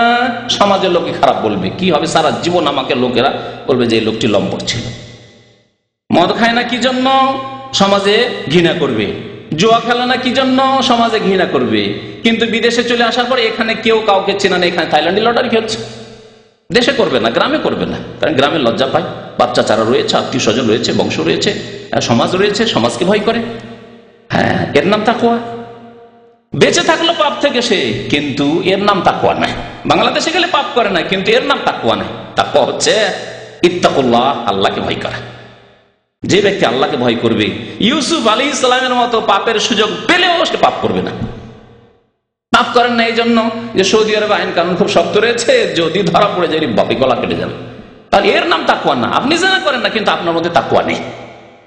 আর আরেকজন লোক জেনা করেন শুধু আল্লাহর ভয়, যেখানেই রেখে দেন না কেন, নির্জনেই সুযোগ পাক না কেন ইউসুফ আলাইহিস সালামের মতো, তবু বলবে মাআযাল্লাহ, আল্লাহর পানাহ চাই, আল্লাহর কাছে আশ্রয় কামনা করি, ইন্নাহু রাব্বি আহসানা মাসওয়ায়া, যে আল্লাহ আমাকে এইভাবে লালন পালন করলেন, কূপ থেকে উঠিয়ে নিয়ে আসে আল্লাহ পাক রব্বুল আলামিন, সে আল্লাহর নাফরমানি করবো, এরকম সুযোগ পেলেই আমি পাপ করা শুরু করব, জেনা করা শুরু করব? হতে পারে না আমার দ্বারা। এর নাম তাকওয়া। তাহলে এইরকম তাকওয়া যখন অর্জন করতে পারবেন তখন আপনি আল্লাহর ওলি হয়ে যাবেন। আপনাকে না টাকা পয়সার প্রলোভন দিয়ে পাপ করাতে পারবে, আর না আপনাকে কেউ চাপ সৃষ্টি করে পাপ করাতে পারবে, আপনার দ্বারা গুনাহ করাতে পারছে না কোনো রকম ভাবে। তখন আপনি আল্লাহর ওলি। আল্লাযীনা আমানু ওয়া কানু ইয়াত্তাকুন। এইরকম মুসলিম মুমিন হইতে হবে, তাহলে মুমিনের পরে আপনি আল্লাহর ওলি। মুসলিম হওয়ার সাথে আপনি আল্লাহর ওলি হয়ে যাবেন। এটি তো বললাম শরীয়তের ওলি, ইসলামের ওলি। আর বিদাতীদের আল্লাহর ওলি যার সম্পর্কে শুধু কিতাবে লেখা আছে যে তার অনেক কেরামতি ছিল, তিনি জায়নামাজ বিছিয়ে দিয়ে গঙ্গা পার হয়ে গেছেন, পদ্মা পার হয়ে গেছেন, যমুনা পার হয়ে গেছেন, সমুদ্র পার হয়ে গেছেন, তারপরে বাতাসে উঠতে পারতেন, আর তিনি বিভিন্ন রকম কেরামত দেখাইতে পারতেন, মুরিদদেরকে যখন তখন মিষ্টি রসগোল্লা খাওয়াইতে পারতেন। একবারে কোনো বাজারে যায়নি, হাটে যায়নি, হঠাৎ করে রসগোল্লা এসে হাজির। হ্যাঁ, এসব জাদুর ভেলকিবাজি করতে পারতেন, আর এগুলির নাম কেরামত। ওরাই আল্লাহর ওলি। যিনি আসছে, ভক্তরা আসছে, দূর দূরান্ত থেকে আসছে পীর সাহেবের কাছে, আর পীর আসার সাথে সাথে বলে দিল যে হ্যাঁ আপনি পাবনা থেকে আসছেন তো, ঢাকার পীর দেওয়ানবাগি, হ্যাঁ, বা অন্য কোনো পীর, যে কোনো পীরের কথা, সব পীরই হচ্ছে ভণ্ড। ইসলামে আমাদের কাছে হক্কানি পীর আর ভণ্ড পীর দুই ভাগ নেই। যেমন বিদাতের দুই ভাগ নেই, তেমন পীরতন্ত্রের দুই ভাগ নেই, ভালো করে মনে রাখবেন। আর শুধু আমাদের কাছে না, কোরআন এবং হাদিসের কথা বলছি, আল্লাহর কসম করে বলছি, কোরআন এবং হাদিসে হক্কানি পীর আর সত্য পীর আর মিথ্যা পীর, হক্কানি পীর আর ভণ্ড পীরের এই ভাগ কোথাও নেই ইসলামে, ভালো করে শুনে রাখুন। আর আল্লাহর কাছে কাল কিয়ামতে জবাবদিহি করতে হবে। এরপরেও যদি বলে যে না হক্কানি পীরও আছে বাংলাদেশে, এক শ্রেণীর আলেমরা নিজের দুনিয়ার ব্যবসা চালানোর জন্য বলছে না না, আমরা সব পীরের কেন বিরোধী হব, হক্কানি পীর আছে, দুনিয়াতে আছে। কোথা থেকে আছে? যেটা ইসলামে নেই সেটা আছে কোথায়? আবার পীরতন্ত্র ইসলামে নেই, তাসাউফ নেই, এই পীর মুরিদির ব্যবসা নেই, তাহলে হক্কানি পীর কর্তৃক হয়ে গেল। আপনাকে মাসলা মাসাইল জানতে হবে, ইসলামিক সমস্যার সমাধান নিতে হবে। আল্লাহ বলছেন কোন আলেমকে জিজ্ঞাসা করে নাও। দাম্মাম আছেন, দাম্মামে ভালো আলেমকে জিজ্ঞেস করুন। রিয়াজ আছে, রিয়াজে ভালো আলেমকে জিজ্ঞেস করুন। বাংলাদেশে আছে, বাংলাদেশে ভালো আলেমকে জিজ্ঞেস করুন। আমেরিকা, ইউরোপ চলে যাবেন, সেখানে ভালো আলেম খোঁজ করুন। যার সাথে যেখানে যোগাযোগ সম্ভব হচ্ছে, ফাসআলু আহলা যিকরি ইন কুনতুম লা তা'লামুন। না জানা থাকলে যাদের কাছে জ্ঞান রয়েছে দিনের, তাদেরকে জিজ্ঞাসা করে নাও। কিন্তু একজন আপনার আধ্যাত্মিক রুহানি আপনার থাকবে, পীর থাকবে, আর তার অন্ধ অনুসরণ করতে হবে, মাঝে মাঝে জিয়ারত করতে হবে, তার জন্য উপঢৌকন হাদিয়া তোফা পাঠাইতে হবে, নজর নিয়াজ পাঠাইতে হবে, এসব ইসলামের নেই। এগুলি হচ্ছে বিদআত, এগুলি হচ্ছে গুমরাহির কারণ। তো ওলি আউলিয়া সম্পর্কে যে ভ্রান্ত ধারণা, তারপরে তারাই ওলি হতে পারে, অন্য কেউ ওলি হতে পারে না, যতই আল্লাহর নেক বান্দা হোক না কেন, যতই নফল ইবাদত বন্দেগী করুক না কেন, ওলি হতে পারবে না। সৌদি আরবে ওলি খুঁজে পাবেন না আপনি। ভারত বাংলাদেশের বিদাতীদের ধারণায় সৌদি আরবে কোনো ওলি নেই, কারণ এরা ভেলকিবাজি ও কেরামতির নামে, ভণ্ডামি ও জাদু ওসব দেখাতে পারে না। জি, তারা জিনকে প্রস্তুত করে রেখেছে। খোঁজ খবর দাও তো কোত্থেকে এসছে, জিন ছড়িয়ে ছিটিয়ে রয়েছে, দ্রুত বেগে এসে খবর দিচ্ছে হ্যাঁ আপনার কাছে এই পাবনা থেকে আসছে পীর সাহেব, অমুক লোক আসছে, অমুক গ্রামে বাড়ি, সব ডিটেলস আছে। এই তো জিনের ব্যবহার, জিনকে বশে করা, এক ভেলকিবাজি জিনের দ্বারা। দুই নম্বর, তাদের কিছু চেলারা রয়েছে, তাদেরকে তৈরি করেছে, প্রথমে দেখা সাক্ষাৎ আগে আপনার আসার সময় করে নিয়েছে, আর ওখানে কথাবার্তা হচ্ছে, আর এদিকে ভিতরে আওয়াজ পৌঁছার ব্যবস্থা রাখা হয়েছে। ওই যে বাইরে কথাগুলি হচ্ছে, ভিতরে পীর সাহেব যে খানকাতে বসে আছে তার কাছে আওয়াজগুলি পৌঁছিচ্ছে।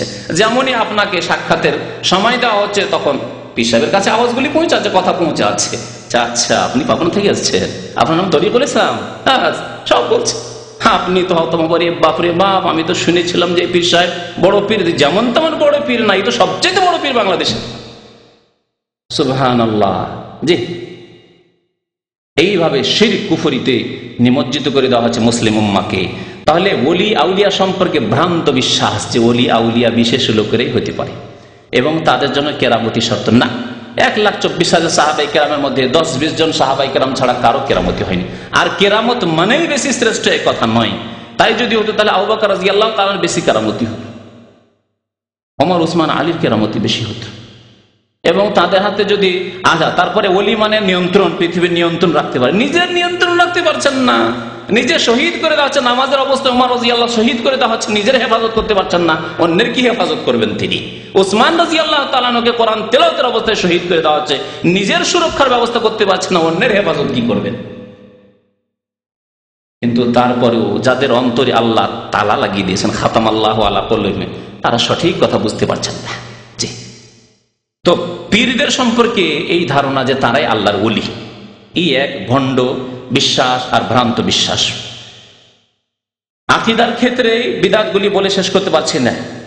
দুয়ার ক্ষেত্রে ওসিলা ধারা, মাধ্যম ধারা, যে আল্লাহ সরাসরি, আমরা গরিব মানুষ, মিসকিন, গুনাহগার, পাপী তাপী, আমাদের দোয়া আল্লাহ সরাসরি শুনবেন না। তাহলে কি করতে হবে? ওসিলা ধরে দোয়া করতে হবে, যে আল্লাহ তোমার নবীর ওসিলায় আমার গুনাহ খাতা মাফ করো, বড় পীরের ওসিলায় আমার গুনাহ খাতা মাফ করো, অমুক পীরে কিবলার ওসিলায় গুনাহ খাতা মাফ করো। এই যে কথাগুলি রয়েছে, এগুলি হচ্ছে ভ্রান্ত। এই এতেকাদ, প্রথমে বিশ্বাস যে ওসিলা না ধরলে, মাধ্যম না ধরলে আল্লাহর কাছে দোয়া পৌঁছে না, ঝুলন্ত অবস্থায় থেকে যায়, আকাশের নিচেই থেকে যায়। আর মাধ্যম ধরলে, যাদেরকে ধরলাম, যাদের ওসিলার কথা বললাম, যাদের রেফারেন্স দিলাম, বরাত দিলাম, তারা পৌঁছে দিবে দোয়াগুলি। এই ভ্রান্ত শিরকি আকীদা, আল্লাহর মাঝে এবং বান্দার মাঝে মাধ্যম সাব্যস্ত করা হচ্ছে শিরকি আকীদা। এগুলি হচ্ছে বিদআতি আকীদা। নবীদেরকে এবং সৎ কর্মশীলদের, সৎ লোকদেরকে, শহীদদেরকে ওসিলা মনে করা। 5 নম্বরের এতেকাদ বিশ্বাসের ক্ষেত্রে ভ্রান্ত আকীদা হচ্ছে স্বপ্নকে বিশ্বাস করা। স্বপ্নকে বিশ্বাস করা, স্বপ্নের প্রতি বিশ্বাস এবং তার মোতাবেক আমল করা, কাজকর্ম করা। আজকাল মুসলিম সমাজে কিছু ধর্মীয় কিতাব পাবেন স্বপ্নে ভরা, শুধু স্বপ্নের ধর্ম। অমুক ব্যক্তি অমুক ওলিকে দেখলেন, আল্লাহ নবীকে দেখলেন, আল্লাহ নবীকে দেখে কেমন করে বুঝলেন আল্লাহ নবী? আপনি দেখেছেন আল্লাহ নবী? তাহলে শয়তান তো ধোঁকা দিতে পারে আপনাকে। সাহাবী যদি দেখতেন আল্লাহ নবীকে, তার কথা হ্যাঁ, সাহাবী দিনে দেখছেন আল্লাহ নবীকে আর রাত্রে স্বপ্নে দেখছেন, তাহলে তিনি অবশ্যই দেখছেন, কারণ নবী করিম সাল্লাল্লাহু আলাইহি ওয়াসাল্লামের রূপ ধারণ শয়তান করতে পারবে না, এটি সহিহ হাদিস। তারপর শুধু নবীর ক্ষেত্রে না, ওলিয়া উলিয়ার ক্ষেত্রে অমুক ওলি, অমুক হুজুর আসলেন, অমুক পীরে কিবলা আসলেন, আসার পরে বললেন যে তোমরা এরকম ঝগড়া বিবাদ করছো, এগুলি করা ঠিক নয়। শুধু স্বপ্নে নয়, জাগ্রত অবস্থায় নাকি চলে আসে ওলিয়া উলিয়ারা, জাগ্রত অবস্থায় চলে আসে মুরিদানের কাছে তাদের সমস্যার সমাধান করার জন্য। অথচ নবী করিম সাল্লাল্লাহু আলাইহি ওয়াসাল্লাম সাইয়্যিদুল মুরসালিন, সৃষ্টির সেরা, তিনি হাসান হোসেন রাদিয়াল্লাহু তাআলা আনহু, তাদের যখন সমস্যা হলো অন্যদের সাথে, তখন সমস্যার সমাধানের জন্য আসার তৌফিক পেলেন আল্লাহর পক্ষ থেকে। বুঝতে পারছেন কেমন শিরকি এতেকাদ বিশ্বাস আছে? স্বপ্ন সম্পর্কে এরকম ভ্রান্ত ধারণা যে স্বপ্নে ওলিয়া উলিয়াকে দেখা যায় এবং ওলিয়া উলিয়া আমাদের সমস্যার সমাধান করেন, আমাদেরকে সৎ পরামর্শ দিতে আসেন, আমাদেরকে গাইড করে থাকেন কি করতে হবে না করতে হবে, কি সিদ্ধান্ত নিতে হবে না নিতে হবে, আর সেগুলির প্রতি বিশ্বাস করা হচ্ছে ভ্রান্ত বিদআতি আকীদা যা আমাদের সমাজে রয়েছে। আকীদা বিশ্বাসের ক্ষেত্রে আরেকটি বিদআত হচ্ছে দ্বীনকে দুনিয়া থেকে আলাদা করে দেওয়া, পৃথক করে দেওয়া, ধর্মকে রাজনীতি থেকে আলাদা করে দেওয়া, এই এক বিদআত রয়েছে। আর এই বিদআত সারা মুসলিম বিশ্বে ছড়িয়ে রয়েছে। এই সৌদি আরবে যেখানে কোরআন সুন্নাহর আইন আলহামদুলিল্লাহ বাস্তবায়িত হচ্ছে, এই দেশ ছাড়া সারা পৃথিবীর প্রত্যেকটি দেশে ধর্ম আলাদা, রাজনীতি আলাদা। রাজনীতি করবে তো মার্ক্সের রাজনীতি করো, আর না হলেও জাতীয়তাবাদের রাজনীতি করো, না হয় ওই পুঁজিবাদীদের রাজনীতি করো, আর না হলে অন্যর করো। এসব মানব রচিত বিধানের রাজনীতি, এসব রাজনীতি চলছে তাদের। গণতন্ত্রের রাজনীতি, গণতন্ত্র কে দিল? পশ্চিমারা দিল।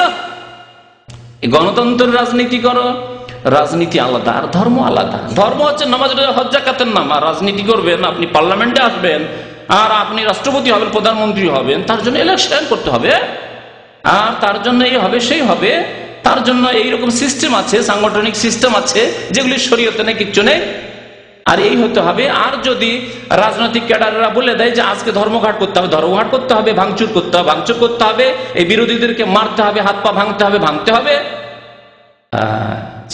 ধর্ম আলাদা, রাজনীতি। রাজনীতির ক্ষেত্রে হালাল হারামের কিছু নেই। রাজনীতির ক্ষেত্রে আবার জায়েজ না জায়েজ কি, আবার হালাল হারাম কি আছে? রাজনীতি করছি। তাহলে দ্বীনকে দুনিয়া থেকে আলাদা করে দেওয়া, রাজনীতিকে ধর্ম থেকে আলাদা করে দেওয়া, আর শিক্ষাকেও আলাদা করে দেওয়া। দুনিয়ার শিক্ষা, স্কুল কলেজ ইউনিভার্সিটি, যদি ডাক্তার ইঞ্জিনিয়ার হতে চান তাহলে স্কুল কলেজ ইউনিভার্সিটিতে চলে যান, সেখানে শুধু দুনিয়ার শিক্ষা, দ্বীনের গন্ধ পর্যন্ত নেই। দ্বীনের শিক্ষা কলেজ ইউনিভার্সিটিতে নেই। দিনের শিক্ষা যদি নিতে হয়, আর এতই আপনি ধর্মভীরু হন, আল্লাহ ভীরু হন, যান মাদ্রাসা আছে, কমি মাদ্রাসা আছে, আলিয়া মাদ্রাসা আছে, যান কিছু শিখান নিজের ছেলে মেয়েদেরকে, ওখানে শিখান। মাদ্রাসা মক্তব আছে, ওখানে বাচ্চাদেরকে কোরআন শেখান, তা হাফেজকে ভাড়া করে রেখে দেন, তার দ্বারা কিছু কোরআন শিখিয়ে দেন। এই ধর্মকে আলাদা করে দেওয়া হয়েছে যে দুনিয়া থেকে, দ্বীনি শিক্ষাকে দুনিয়ার শিক্ষা থেকে আলাদা করে দেওয়া হয়েছে। নবী করিম সাল্লাল্লাহু আলাইহি ওয়াসাল্লাম, সাহাবায়ে কেরাম, খোলাফায়ে রাশেদিন, তারপরে যুগ যুগ ধরে মুসলিম উম্মাতের খোলাফায়ে রাশেদিনরা, বাবা অন্যান্য খোলাফারাও আজ পর্যন্ত এই সৌদি আরবে, আলহামদুলিল্লাহ, সৌদি আরবের সিলেবাস সম্পর্কে যাদের জ্ঞান আছে, সৌদি আরবে দুই শিক্ষা আলাদা করা হয়নি। যে মাদ্রাসা মানে ধর্মীয় প্রতিষ্ঠান শুধু, আর স্কুল মানে সেখানে শুধু জিওগ্রাফি শিখো আর ম্যাথমেটিক্স শিখো, আর সেখানে সায়েন্স টেকনোলজি শিখো, আর সেখানে ইসলাম সম্পর্কে কিছু জানতে পারবে না, ইমানের পিলার জানতে পারলে না, ইসলামের পিলার জানতে পারলে না, নামাজ কেমন করে পড়া হয় তা জানতে পারলে না। এইরকম প্রতিষ্ঠান কোথাও সৌদি আরবে আলহামদুলিল্লাহ পাবেন না। এই জন্য এটি হচ্ছে ইসলামিক দেশ, এটি হচ্ছে ইসলামিক দেশ, কারণ এখানে দ্বীনকে দুনিয়া থেকে আলাদা করে দেওয়া হয়নি। এখানে ধর্মীয় শিক্ষাকে দুনিয়ার শিক্ষা থেকে, সায়েন্স টেকনোলজি থেকে আলাদা করে দেওয়া হয়নি। একজন ইঞ্জিনিয়ার হবে, ডাক্তার হবে, তার সাথে তাকে অবশ্যই নামাজ, রোজা, হজ, যাকাত, বিধি বিধান, হালাল হারাম, আকীদা, শুদ্ধ আকীদা আর ভ্রান্ত আকীদা সব শিখতে হবে। এর জন্য একজন আরব কলিগ যদি আপনার থাকে, দেখবেন সৌদি আরবে পড়াশোনা করি, তার ইসলাম সম্পর্কে, অথচ ইঞ্জিনিয়ার সে, অথচ মেডিকেল ডাক্তার, তার দ্বীন সম্পর্কে যথেষ্ট জ্ঞান রয়েছে। আর ভারত বাংলাদেশে একজন ডাক্তার কেন, ইঞ্জিনিয়ার কেনেন, তো মাশাআল্লাহ হাজারে একটিও পাবেন না যে পিলার অফ ইমান জানে, পিলার অফ ইসলাম জানে, নামাজ ভালো করে শুদ্ধ পড়তে জানে, এটুকু জানে না, বাকি তো জানেই না হালাল হারাম। বরং অনেক শিক্ষিত লোকের কাছে শুনেছি, আমার কাছে এসে একজন বলছে, শিক্ষিত মানুষ, জেনারেল শিক্ষিত, কলেজ ইউনিভার্সিটির ডিগ্রি হাসিল করা মানুষ, বলছে আপনি কি বলেন, আমরা ব্যবসা বাণিজ্য করবো, সেখানেও আবার হালাল হারাম নাকি? সেখানে আবার সুদের ব্যাপার স্যাপার আছে, সুদ আবার হালাল হারাম, অর্থনীতিতে আবার ইসলাম কোথায় আছে? তাহলে কি শিক্ষা দেওয়া হয়েছে কলেজ ইউনিভার্সিটিতে, ভারত, বাংলাদেশ, পাকিস্তানে, যে অর্থনীতির ক্ষেত্রে হালাল হারাম আবার কি? ধর্ম কি? ধর্ম আলাদা আর অর্থনীতি আলাদা, রাষ্ট্রনীতি আলাদা, সমাজনীতি আলাদা, ওসব নীতি আলাদা আর ধর্ম আলাদা। ধর্মের সম্পর্ক মসজিদের সাথে। এই হচ্ছে একটি চরম বড় বিদআত, যাতে বিপর্যয় নিয়ে এসছে মুসলিম উম্মাতের, ধ্বংস করেছে মুসলিম জাতিকে। মুসলিম জাতি নাস্তিক হতে লেগেছে, মুসলিম জাতি সেকুলার ধর্ম নিরপেক্ষতায় বিশ্বাসী হয়ে গেছে। ধর্ম নিরপেক্ষতা এরই নাম যে ধর্মের মধ্যে রাজনীতি ঢুকাবে না, রাজনীতিতে ধর্ম নিয়ে আসবে না, দিনের মধ্যে দুনিয়া ঢুকাবে না, স্কুল কলেজ ইউনিভার্সিটিতে ইসলামিক শিক্ষা চলবে না, না তো মূল্যবাদী হয়ে যাবে, সেকুলারিজম না। এই হচ্ছে এক চরম বিদআত। আকীদার ক্ষেত্রে এই 6টি বিদআত আপনাদের সামনে উল্লেখ করলাম। সময় শেষ হতে যাচ্ছে, কথার ক্ষেত্রে কিছু বিদআতের কথা বলি। কথার ক্ষেত্রে বিদআত, যখন আকীদায় মানুষের মন মগজে বিদআত ঢুকে থাকে, তখন কথা কি বেরোবে? সুন্নতি কথা বেরোবে, নবীর কথা বেরোবে, সাহাবায়ে কেরামের কথা বেরোবে, ওই বিদআতি কথাই বেরোবে, ওই শিরকি কথাই বেরোবে। কথার ক্ষেত্রে বিদআত, আল্লাহ ছাড়া অন্যের কাছে ফরিয়াদ করা। হে খাজা বাবা মাদাদ, খাজা বাবার নাম হচ্ছে গরিব নামাজ, জানেন? খাজা মঈনুদ্দিন চিশতির উপাধি হচ্ছে গরিব নামাজ, মানে গরিব দরিদ্রের দাতা। গরিব দরিদ্রের দাতা কে বলুন তো দেখি? আল্লাহ বলছেন আনতুমুল ফুকারাউ ইলাল্লাহ, হে বিশ্বের মানুষ, তোমরা আল্লাহর সামনে তোমরা দরিদ্র, অভাবী। আর এই সুফিবাদ আমাদেরকে শিখালো, এই বিদাতি আকীদা আমাদেরকে শিখালো যে তোমরা উচ্চারণ করো খাজা বাবা মঈনুদ্দিন চিশতি গরিব নামাজ, ইয়া আব্দুল কাদের জিলানী গৌসুল আজম শাইয়ান লিল্লাহ, আল্লাহর রাস্তা আপনি কিছু আমাকে দেন। এগুলি শিরকি কুফরি কথা শিখালো এই ভ্রান্ত আকীদা। আল্লাহ ছাড়া অন্যের পানাহ চাওয়া, বালা মুসিবতে পড়লে পীর কিবলাকে ডাক দেওয়া, জি, জিনকে ডাকা, আল্লাহ ছাড়া অন্যকে ডাকা। হিন্দুরা দেবী দেবতাকে ডাকে, আর মুসলিমরা পীর বাবাকে, পীর কিবলাকে ডাকে। ইয়া আলী বলে ডাকে না, ইয়া হুসেন বলে ডাকে না, জি, ইয়া গৌস বলে ডাকে, জি, বড় বড় পীরের নাম ধরে তারা ডাকে। তাদের কাছে ওরা বড় পীর এবং তারা উদ্ধার করতে পারেন। তাদের কথা বললাম যে এরা গৌস, কুতুব, ইত্যাদি, আবদাল ইত্যাদি তাদের উপাধি রয়েছে। কথার ক্ষেত্রে আরেকটি বিদআত হচ্ছে জিকির আজকারের ক্ষেত্রে বিদআত। জিকির আজকারের ক্ষেত্রে, জিকির আজকার মানে, আমার জিকিরের আদবের বক্তব্য রয়েছে, শুনবেন। জিকির আজকার মানে উপমহাদেশের লোক বুঝে যে আনুষ্ঠানিক জিকির সম্মিলিত, বসে হালকা হালকা বানিয়ে, আর তার সাথে যে ওজিফাগুলি, জিকিরগুলি পীর সাহেব দিয়েছেন সেই জিকির, তারপরে তাতে 6 লতিফার জিকির, আর কিছু লোকের লতিফা না থাকলেও তাদের জিকিরের বিভিন্ন স্তর আছে। আপনি একেবারে নিচু স্তরের মুসলমান, সুতরাং পূর্ণাঙ্গ কলিমার জিকির লা ইলাহা ইল্লাল্লাহ পুরা জিকির। আর আপনি একটু অ্যাডভান্স উন্নত মুসলমান, আপনি জিকির করে কিছু উন্নতি করেছেন, পীরের মুরিদ বেশ কিছুদিন ধরে হয়ে আছেন আর উন্নতি করেছেন, কিছু বেশ ওয়াজিফা জিকির হয়ে গেছে, তাহলে ইল্লাল্লাহ ইল্লাল্লাহ ইল্লাল্লাহ ইল্লাল্লাহ। আরো কিছু উন্নতি করেছেন, আল্লাহু আল্লাহু আল্লাহু আল্লাহ। আরো কিছু উন্নতি যখন করে নিয়েছেন, এখন ফানা হয়ে গেছেন, ফানা ফিল্লা হয়ে গেছেন, একেবারে বিলীন হয়ে গেছেন আল্লাহ, হু হু হু হু হু, এই জিকির। এগুলি হচ্ছে মুসলিমদের জিকির, এগুলি হচ্ছে বিদাতি কথা আর এই বিদাতি ইবাদত। এসব হচ্ছে সুফিবাদের জিকির আজকার। এছাড়া বহু তাদের জিকির আজকার, বিদাতি জিকির আজকার রয়েছে, যেগুলি বলার এখানে সময় নেই। বিদাতি ওজিফা, জিকিরের পরে বিদাতি ওজিফা। কথার বিদাত হচ্ছে বিদাতি ওজিফা। ওজিফা আহাদ নামা, আমাদের দেশে আহাদ নামার কি ফজিলত, আহাদ নামা শুনেছেন না? আমাদের দেশে ওজিফার কিন্তু আহাদ নামা পাবেন।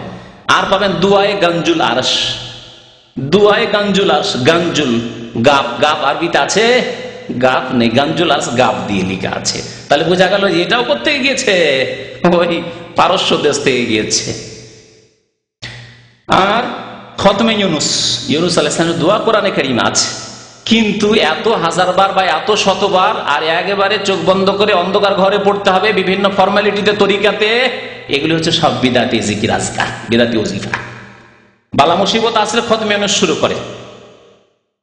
কোন বালা মুসিবত, স্বামী জেলে চলে গেছে, অসুস্থ হয়ে গেছে, কেউ হাসপাতালে আছে, সবাই মিলে ওই দানা নিয়ে, কি ডাল নিয়ে, বুট নিয়ে বসে, বাংলাদেশে বুট নিয়ে বসে, বুট যে বিভিন্ন রকমের বিচি নিয়ে বসে, ওই সব নিয়ে খতমে ইউনুস করে, খতমে ইউনুস। এগুলি সব বিদাত। এছাড়া বহু জিকির আজকার রয়েছে, বিদাতি জিকির রয়েছে, যেগুলি বলার এখানে সময় নেই। বিদাতের ক্ষেত্রে আরেকটি কথার বিদাত হচ্ছে দুরুদের বিদাত। দুরুদ ইসলামে আছে, আর প্রত্যেক নামাজে দরুদ না পড়লে নামাজ হয় না, এটি হচ্ছে আমাদের এতেকাদ, বিশ্বাস। দরুদ পড়া হচ্ছে নামাজের রকম, পিলার। যদি কেউ 14টির মধ্যে একটি, যদি কেউ আল্লাহুম্মা সাল্লি আলা মুহাম্মাদ আল্লাহুম্মা বারিক আলা মুহাম্মাদ ইন্নাকা হামিদুম মাজিদ পর্যন্ত না পড়ে, তাহলে তার নামাজ হয় না।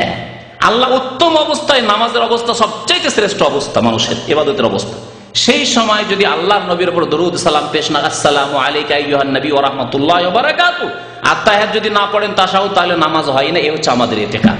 পক্ষান্তরে ওই বিদাতপন্থীদের আলেমদের কথা শোনাচ্ছি, তাদের নিকটে দুরুদ পড়া, আত্তাহিয়াত পড়া ওয়াজিব নয়, ফরজ নয়, রুকুন তো নয়, না পড়লেও হয়, তত একটু বসে গেলেই নামাজ হয়ে যায়। আত্তাহিয়াত বসে যদি আত্তাহিয়াত নাও পড়ে, আল্লাহুম্মা সাল্লি আলা মুহাম্মাদ নাও পড়ে, নামাজ হয়ে যাবে। তাহলে দুরুদ কে পড়ে? আমরা পড়ি দুরুদ। দুরুদের ভক্ত কে? নবীর উপর দুরুদ সালাম কে বেশি পেশ করে? আমরা পেশ করি। আমরা মনে করি যে নামাজ হবে না যতক্ষণ আপনি দুরুদ সালাম নবীর উপর পেশ না করবেন সাল্লাল্লাহু আলাইহি ওয়াসাল্লাম। যতবার নবীর নাম শুনবেন বলবেন সাল্লাল্লাহু আলাইহি ওয়াসাল্লাম। মুহাদ্দিসিন কিরামরা এই আদর্শ আমাদের মাঝে ছেড়ে গেছেন, নবী করিম সাল্লাল্লাহু আলাইহি ওয়াসাল্লামের এই আদর্শ ছেড়ে গিয়েছেন। যে কোনো হাদিসের কিতাব খুলে দেখবেন কালা রাসূলুল্লাহ সাল্লাল্লাহু আলাইহি ওয়াসাল্লাম, সাল্লাল্লাহু আলাইহি ওয়াসাল্লাম ছোট্ট দুরুদ পাবেন। নামাজের মধ্যে দুরুদ না পড়ে নামাজ হবে না, সালাম না নবীর উপর পেশ করলে নামাজ হবে না। আর এই সম্মিলিত দুরুদ, ইয়া নবী সালাম আলাইকার দুরুদ, আর ওই চা খাওয়া দুরুদ, জালসা ওয়াজ মাহফিলের বাংলাদেশের, ভারতের, আল্লাহুম্মা সাল্লি আলা সাইয়্যিদিনা মাওলানা মুহাম্মদ ওয়া আলা আলি সাইয়্যিদিনা মাওলানা মুহাম্মদ। আর যে সুর দিয়ে টান দিল, বিদাতীদের সুর, সেজন্য সুর দিলাম না, দেওয়ার দরকারও নেই। আর এই যে শুরু শুধু আল্লাহুম্মা শুরু করিয়ে দিল, তারপর দেখছি চা খাচ্ছে, না দুধ খাচ্ছে। আমাদের তো কিছুই দেন না, আপনারা ঘন্টায় ঘন্টা বলিয়ে নিচ্ছেন। চা দুধ রাখা আছে, মাশাআল্লাহ, চা দুধ খাচ্ছে, আল্লাহুম্মা দিয়ে দিল। আর লোকেরা একেবারে ঝুঁকে ঝুঁকে পড়তে আছে, আর এদিকে ওর চা পানি খাওয়া হচ্ছে, একটু রেস্ট করা হচ্ছে, তারপরে কিছু চিন্তা করতে হলে আর কি বলবো তাও চিন্তাও করা হচ্ছে, কারণ আমরা তো বক্তা ভালো করে বুঝি। তো চিন্তা করা হলে চিন্তা করার সুযোগ আছে। আরে বলতে আছে, না পানি না চা না চিন্তা করার সময়, কোনো সময়ই দেন না আপনারা। তো এই দুরুদ সালামের বিদাত, বিদাতি তরিকায় দুরুদ সালাম। ওয়াজ মাহফিলের দুরুদ আলাদা, আর মিলাদ মাহফিলের দুরুদ আলাদা। জি, জুমার দিনের জুমার নামাজের পরে দুরুদ আলাদা। আবার আজানের মধ্যে আসসালাতু আসসালামু আলাইকা ইয়া রাসূলুল্লাহ আজকাল শুরু হয়েছে বিভিন্ন মসজিদে, ভারত বাংলাদেশে পড়ে না? আসসালাতু আসসালামু আলাইকা ইয়া রাসূলুল্লাহ, আসসালাতু আসসালামু আলাইকা ইয়া নবী আল্লাহ, আসসালাতু আসসালামু আলাইকা ইয়া খায়রা খালকিল্লাহ, এগুলো নতুন শুরু করেছে, যা কানে মাঝে মাঝে দেশে গেলে শুনতে পাওয়া যায় বিদাতীদের মসজিদ থেকে। কথার বিদাত হচ্ছে কোরআন এবং হাদিসের বিকৃতি। বিদাতীরা সমস্ত বিদাতকে সাব্যস্ত করার জন্য কোরআন এবং হাদিসের অর্থের বিকৃতি ঘটায়, শব্দের বিকৃতি ঘটাতে পারে না, কারণ আল্লাহ সুরক্ষিত করেছেন কোরআন এবং হাদিসকে তাদের এই জালেম হাত থেকে, কিন্তু তারা অর্থের বিকৃতি করে, অর্থের বিকৃতি করে। এর বিভিন্ন উদাহরণ রয়েছে, সময় তো অল্প, না হলে এগুলোর উদাহরণ দেওয়া যেতে পারে, তবে বিভিন্ন আলোচনা ইনশাআল্লাহ তাআলা এই উদাহরণগুলি দেওয়া হবে। কোরআন আয়াতের বিকৃতি করে। আল্লাহ নবীর জীবদ্দশায় আল্লাহ পাক রব্বুল বলছেন যে ওয়ালাউ আন্নাহুম ইযযালামু আনফুসাহুম, যখন কেউ জুলম অত্যাচার করবে, গুনাহ করবে, পাপের কাজ করবে, জাউকা, আর যদি আপনার কাছে আসে ফাস্তাগফিরুল্লাহ ওয়াস্তাগফার লাহুমুর রাসূল, আর তারা যদি আল্লাহর কাছে মার্জনা কামনা করে, আর রাসূলও তাদের জন্য যদি মার্জনা কামনা করে, লাওয়াজাদুল্লাহ তাওয়াবুর রহিম, তাহলে আল্লাহ পাক রব্বুল আলামিন তাদের তওবা কবুল করবেন এবং আল্লাহ তাদের গুনাহ খাতা মাফ করবেন, দয়া করবেন। আল্লাহ নবীর জামানার কথা বলা হয়েছে বিশেষ ঘটনার প্রেক্ষায় পটে, আর বিশেষ বিশেষ ঘটনার ক্ষেত্রে বলা হয়েছে এরকম ঘটনা ঘটেছিল, তখন বলছে এরা ভুল করেছে, এরা আসুক, আসার আল্লাহ নবীর কাছে ভুল স্বীকার করুক এবং আল্লাহ নবীর কাছে দরখাস্ত, ইয়া রাসূলুল্লাহ আপনি আমাদের জন্য গুনাহ খাতা মাফের দোয়া করেন, আর আমরাও তওবা ইস্তেগফার করছি, তাহলে আল্লাহ মাফ করবেন, সোজা অর্থ এর। কিন্তু আল্লাহ নবীর ইন্তেকালের পরে কবর মাজার পন্থীরা বলে যে না, এখন আল্লাহ নবীর কবরের কাছে যেতে হবে, আর যাওয়ার পরে বলতে হবে ইয়া রাসূলুল্লাহ আমি ভুল করেছি, জিনা করেছি ইয়া রাসূলুল্লাহ, আমি চুরি করেছি, ডাকাতি করেছি ইয়া রাসূলুল্লাহ, আমি টাকা পয়সা বেঈমানি করেছি, অনেকদিন নামাজ পড়িনি ইয়া রাসূলুল্লাহ, আমি আল্লাহর কাছে গুনাহ খাতার তওবা করছি, আপনি আল্লাহর কাছে আমার জন্য একটু মাফ চেয়ে দেন, আমার জন্য আল্লাহর কাছে একটু দোয়া করে দেন। কবরের কাছে যাইজ বলতে দেখলেন কোরআন আয়াত কেমন বিকৃতি করে। এই অর্থ 1400 বছরের মুফাসসিরিনে কিরাম তারা বুঝেননি। আল্লাহ নবী সাহাবারা আল্লাহ নবী ইন্তেকালের পরে এই কাজ করেননি, সাহাব তাবেঈনরা করেননি। সেই যুগে ভুল ভ্রান্তি হতো না, কেউ কেউ কবরের কাছে গিয়েছে আর গিয়ে বলেছে ইয়া রাসূলুল্লাহ ভুল করেছি, আপনি আল্লাহর কাছে একটু আমার জন্য ক্ষমা চেয়ে দেন। কেউ বলেছে এই তরিকা আছে? নেই তরিকা ইসলামে। এগুলি হচ্ছে কথার বিদাত। কথার বিদাতের মধ্যে হচ্ছে উচ্চারণ করা নিয়ত। প্রত্যেক কর্মের ক্ষেত্রে, ইবাদতের ক্ষেত্রে উচ্চারিত নিয়ত, নিয়ত করতে হয়, নিয়ত পড়তে হয় না। ভারত বাংলাদেশের অধিকাংশ মানুষরা নিয়ত কি করে? পড়ে, নিয়ত পড়ে। নিয়ত পড়া হচ্ছে কথার বিদাত, বাচনিক বিদাত। জোহরের নামাজ আবার ফরজ নামাজ, তাই বলতে হবে নামাইতু আন উসাল্লিয়া লিল্লাহি তাআলা আরবা রাকাতিন সালাতাজ যোহরে ফরিজাতান লিল্লাহি তাআলা মুতাওয়াজ্জিহান ইলাল কাবাতিশ শরীফা। আল্লাহু আকবার। কথার বিদাত আল্লাহ নবীও করেননি। এত নামাজ পড়েছেন তিনি, তার কোনো নামাজে তিনি নামাইতু পড়েননি, আর সাহাবায়ে কেরাম করেননি, খোলাফায়ে রাশিদিন করেননি, তাবেঈন করেননি, তাবা তাবিন করেননি, ইমাম আবু হানিফাও করেননি, ইমাম শাফি, মালিক, আহমদ কেউ করেননি। তাহলে এলো কোথা থেকে? এলো কোথা থেকে? বিদাতি মোল্লাদের পক্ষ থেকে। বিদাতি মোল্লারা মূর্খ লোকদেরকে, জনসাধারণকে কানাকে হাইকোর্ট দেখিয়ে দিয়েছে, পড়ে ঘর দেখিয়ে দিয়ে, কানা মানুষ তো বুঝবে না, অন্ধ মানুষ, হাইকোর্টে দেখিয়ে দিয়েছে, বিদাতে লিপ্ত করে দিয়েছে। আবার গিয়ার চেঞ্জ করতে হবে। এই বিদাত আবার বাচনিক বিদাতে গিয়ার চেঞ্জ করতে হবে। ফরজ নামাজে ফরিজাতান লিল্লাহ, আমি তো আরবি বুঝি, তাই গিয়ার চেঞ্জ করে দিলাম পট করে। আপনি তো ড্রাইভিং জানেন না, ইসলামের ড্রাইভিং জানেন? কোন জায়গায় বলতে হবে সুন্নাতান মুআক্কাদা লি রাসূলিল্লাহ সাল্লাল্লাহু আলাইহি ওয়াসাল্লাম, আবার কোন জায়গায় বলতে হবে সুন্নাতান গায়রে মুআক্কাদা বলতে হবে, কোন জায়গায় বলতে হবে নাফালান, কোন জায়গায় বলতে হবে তাহাজ্জুদান, কোন জায়গায় বলতে হবে সালাতুত তারাবিহ। এতগুলি গিয়ার, 2-4-5টা গিয়ার গাড়ির মধ্যে 4-5টা গিয়ার থাকলে না মুখস্থ করা যায়, এত গিয়ার কেমন করে চেঞ্জ করবেন আপনি? মহা মুশকিলে ফেলে দিয়েছে মুসলিম উম্মতকে বিদাতিরা। জি, রোজার জন্য বলতে নামাইতু আন আসুমা গাদান লাকা মিন শাহরি রমাদান। মিন শাহরি রমাদান আমি নাহি আরবি বুঝলাম, এখন শাওয়াল মাসে 6 রোজা রাখবো, তো কি বলতে হবে? আপনার ক্ষমতা আছে? কয়জন লোক এখানে বলবেন? তাহলে এখানে যে গিয়ার চেঞ্জ করতে হবে, নামাইতু আন আসুমা গাদান সিত্তাম মিন শাওয়াল, গিয়ার চেঞ্জ করতে হলো। আবার সোমবারে যদি সোমবারে নিয়ত রোজা রাখি, নামাইতু আন আসুমা গাদান লিয়াউমিল ইসনা লিয়াউমিল খামিস, মুশকিল। তারপর যদি কাজা হয়, কাজা অনেকের বাকি আছে, মহিলা মা বোনদের বাকি আছে, অনেকের রোজা বাকি আছে, বা পুরুষ লোকদের বাকি থাকতে পারে। নামায় তা নাসমা গাদান কাজা আনলে শাহরে রমাজান। মা বোনরা কি করে, বাঙালি মা বোনরা, উর্দু ভাষীরা, কেরালা ভাষীরা কি করে বলবে? এই গিয়ার চেঞ্জ করবে কি করে? মুশকিল। কত বিপদে ফেলেছে মুসলিম জাতিকে বিদাতিরা। কথার বিদাত দেখছেন, কথার বিদাত। হজ করলে আল্লাহুম্মা ইন্নী নাওয়াইতুল হাজ্জা ওয়াল উমরাতা ফায়াসসিরহু লি ওয়া তাকাব্বালহু মিন্নী। সব কি করে বলবে? আছে কোথায় ইসলামে?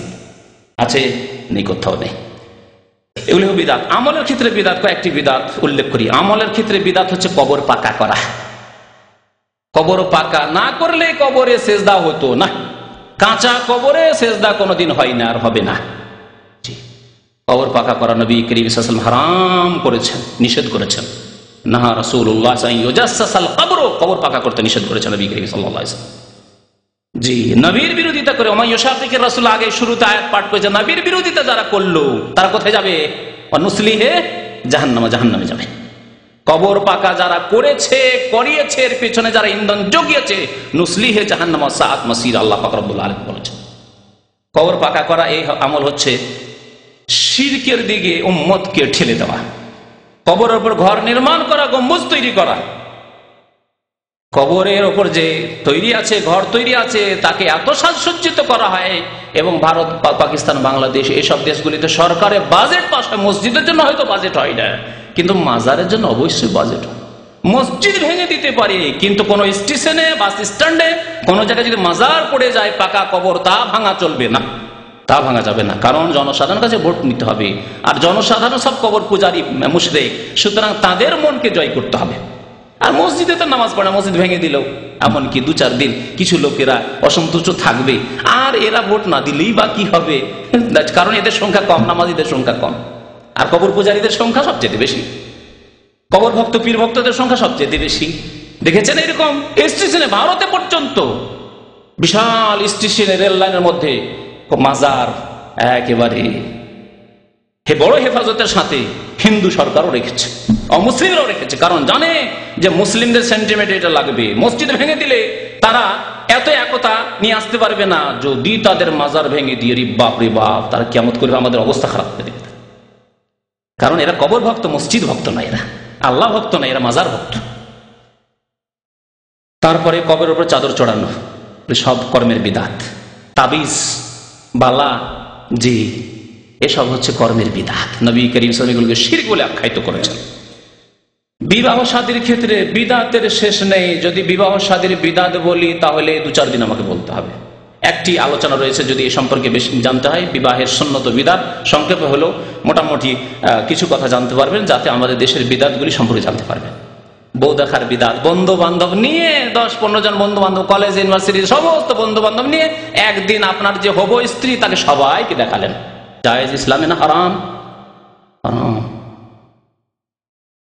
তারপরে বিয়ে শাদী করে নিয়ে আসার পরে হাজার হাজার লোককে, শত শত লোককে দাওয়াত করলেন, আপনার ওলিমার দাওয়াত, সবার জন্য স্টেজে বসিয়ে দিলেন, আর টাকা পয়সা সবাই দিচ্ছে, উপঢৌকন দিচ্ছে, হাদিয়া তোহফা দিচ্ছে, আর সবাই আপনার বিবিকে দর্শন করছে।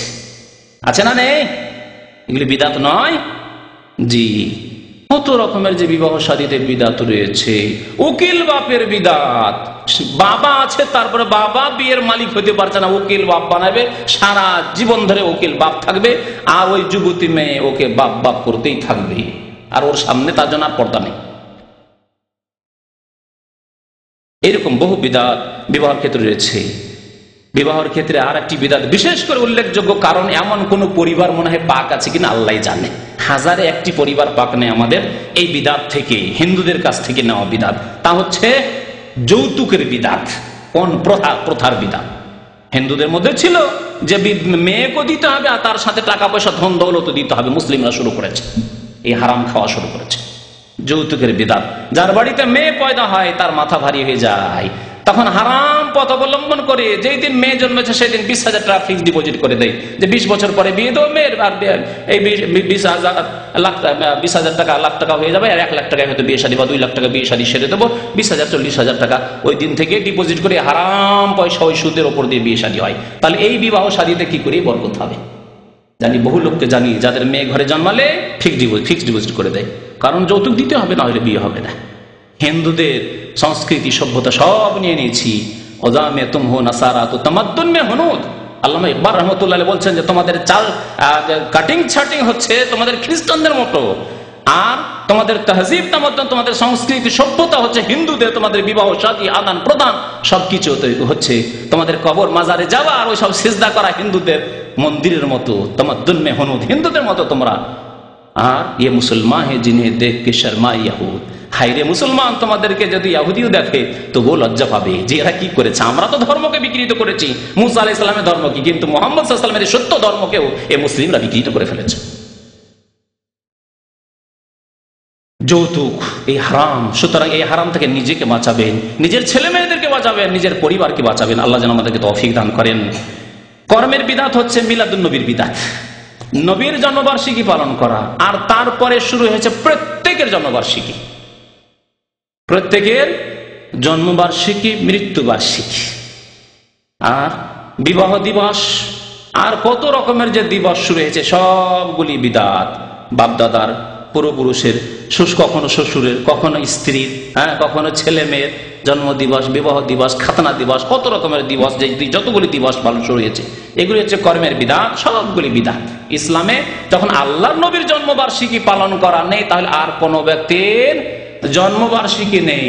এইরকম যদি জন্মবার্ষিকী আর ছুটি দিতে থাকেন, তাহলে সাহাবাই কেরামদের জন্মবার্ষিকী আর মৃত্যুবার্ষিকী পালন করলে সারা বছর মাদ্রাসা স্কুল সব ছুটি থাকবে না, থাকবে না। আর ভারত বাংলাদেশে তাই হয়, অধিকাংশ দিনগুলি ছুটি আর ছুটি। আজকে পূজার ছুটি, আজকে জন্মাষ্টমী, তো আজকে ফাতিহা দোয়াজদাহাম, আর কোনোদিন ইয়াজদাহাম, কোনগুলি মুসলমানদের তো কোনগুলি হিন্দুদের, আজকে অমুক পূজা তো অমুকের ওরস, এসবের ছুটি।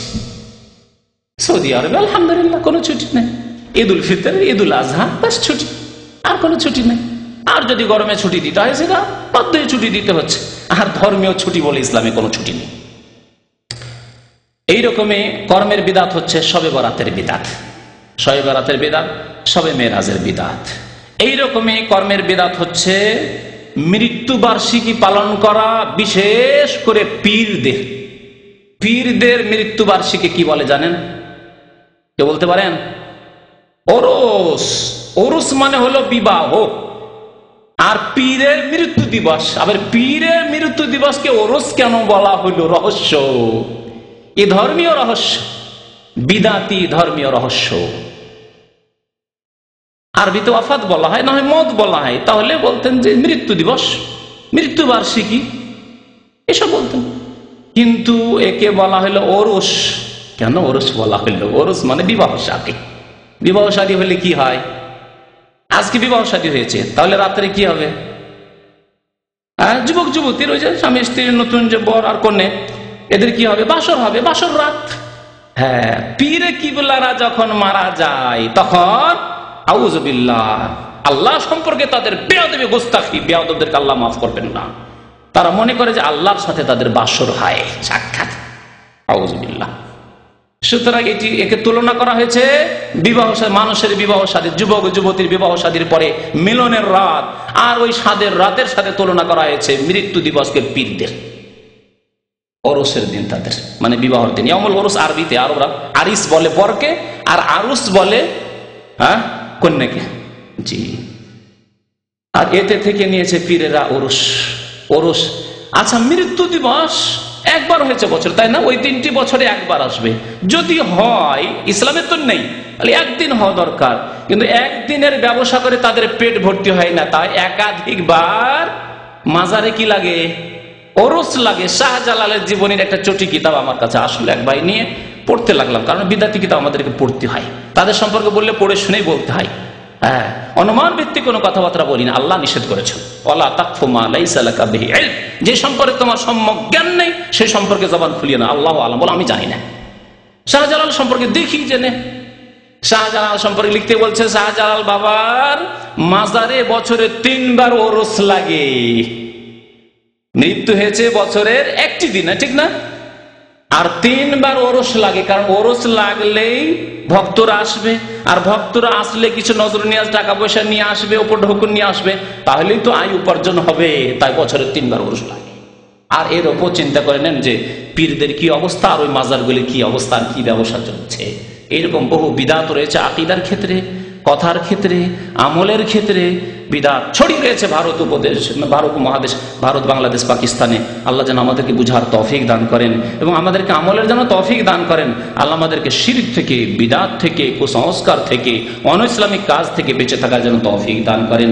আল্লাহ আমাদেরকে নবী করিম সাল্লাল্লাহু আলাইহি ওয়াসাল্লামের আদর্শ মোতাবেক সার্বিক জীবনে চলার জন্য আল্লাহ তৌফিক দান করেন, বলুন আমিন।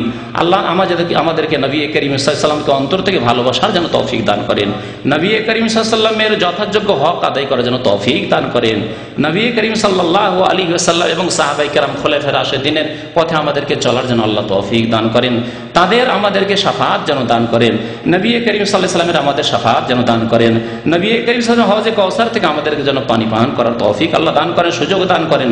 আল্লাহ আমাদেরকে নবীর সাথে যারা দুনিয়াতেও রাখেন, নবীর সাথে যেন আখিরাতেও রাখেন, নবী সাল্লাল্লাহু আলাইহি ওয়াসাল্লামের সাথে আমাদেরকে জান্নাতে যেন আমাদেরকে আল্লাহ পাক জায়গা দেন। আমিন ইয়া রাব্বাল আলামিন। রব্বানা তাকাব্বাল মিন্না ইন্নাকা আনতাস সামিউল আলিম ওয়া সাল্লাল্লাহু আলা নাবিয়িনা মুহাম্মদ ওয়া আলা আলিহি ওয়া সাহবিহি আজমাইন।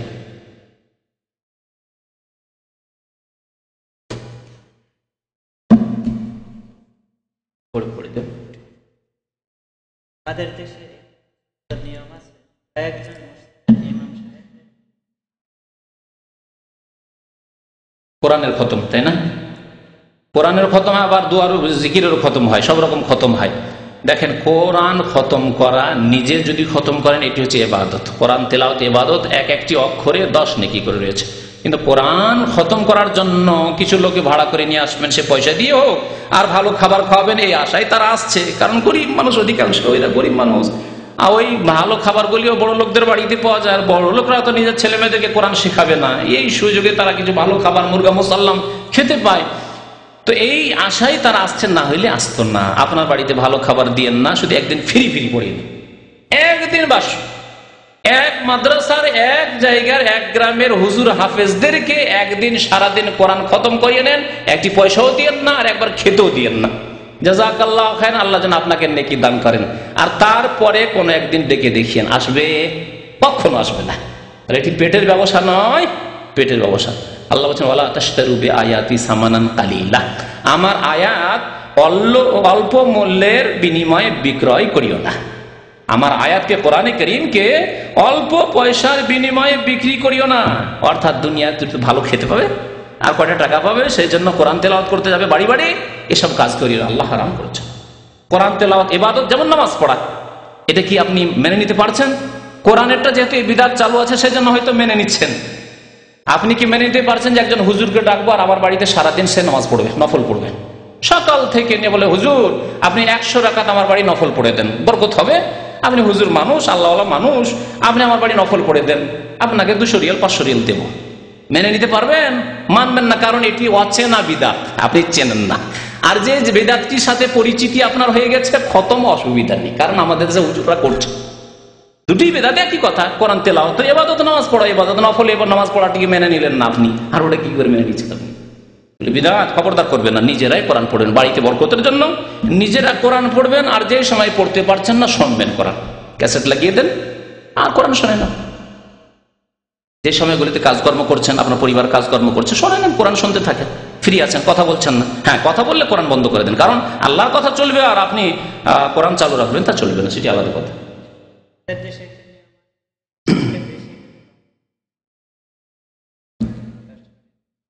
সালাম হচ্ছে কথার দ্বারা, আসসালামু আলাইকুম ওয়া রাহমাতুল্লাহি ওয়া বারাকাতুহু, এর নাম হচ্ছে সালাম, এর নাম হচ্ছে সালাম বা তাহিয়া। 2 নম্বর হচ্ছে মুসাফাহা, মুসাফা মানে হাতে হাত মিলিয়ে মুসাফা করা।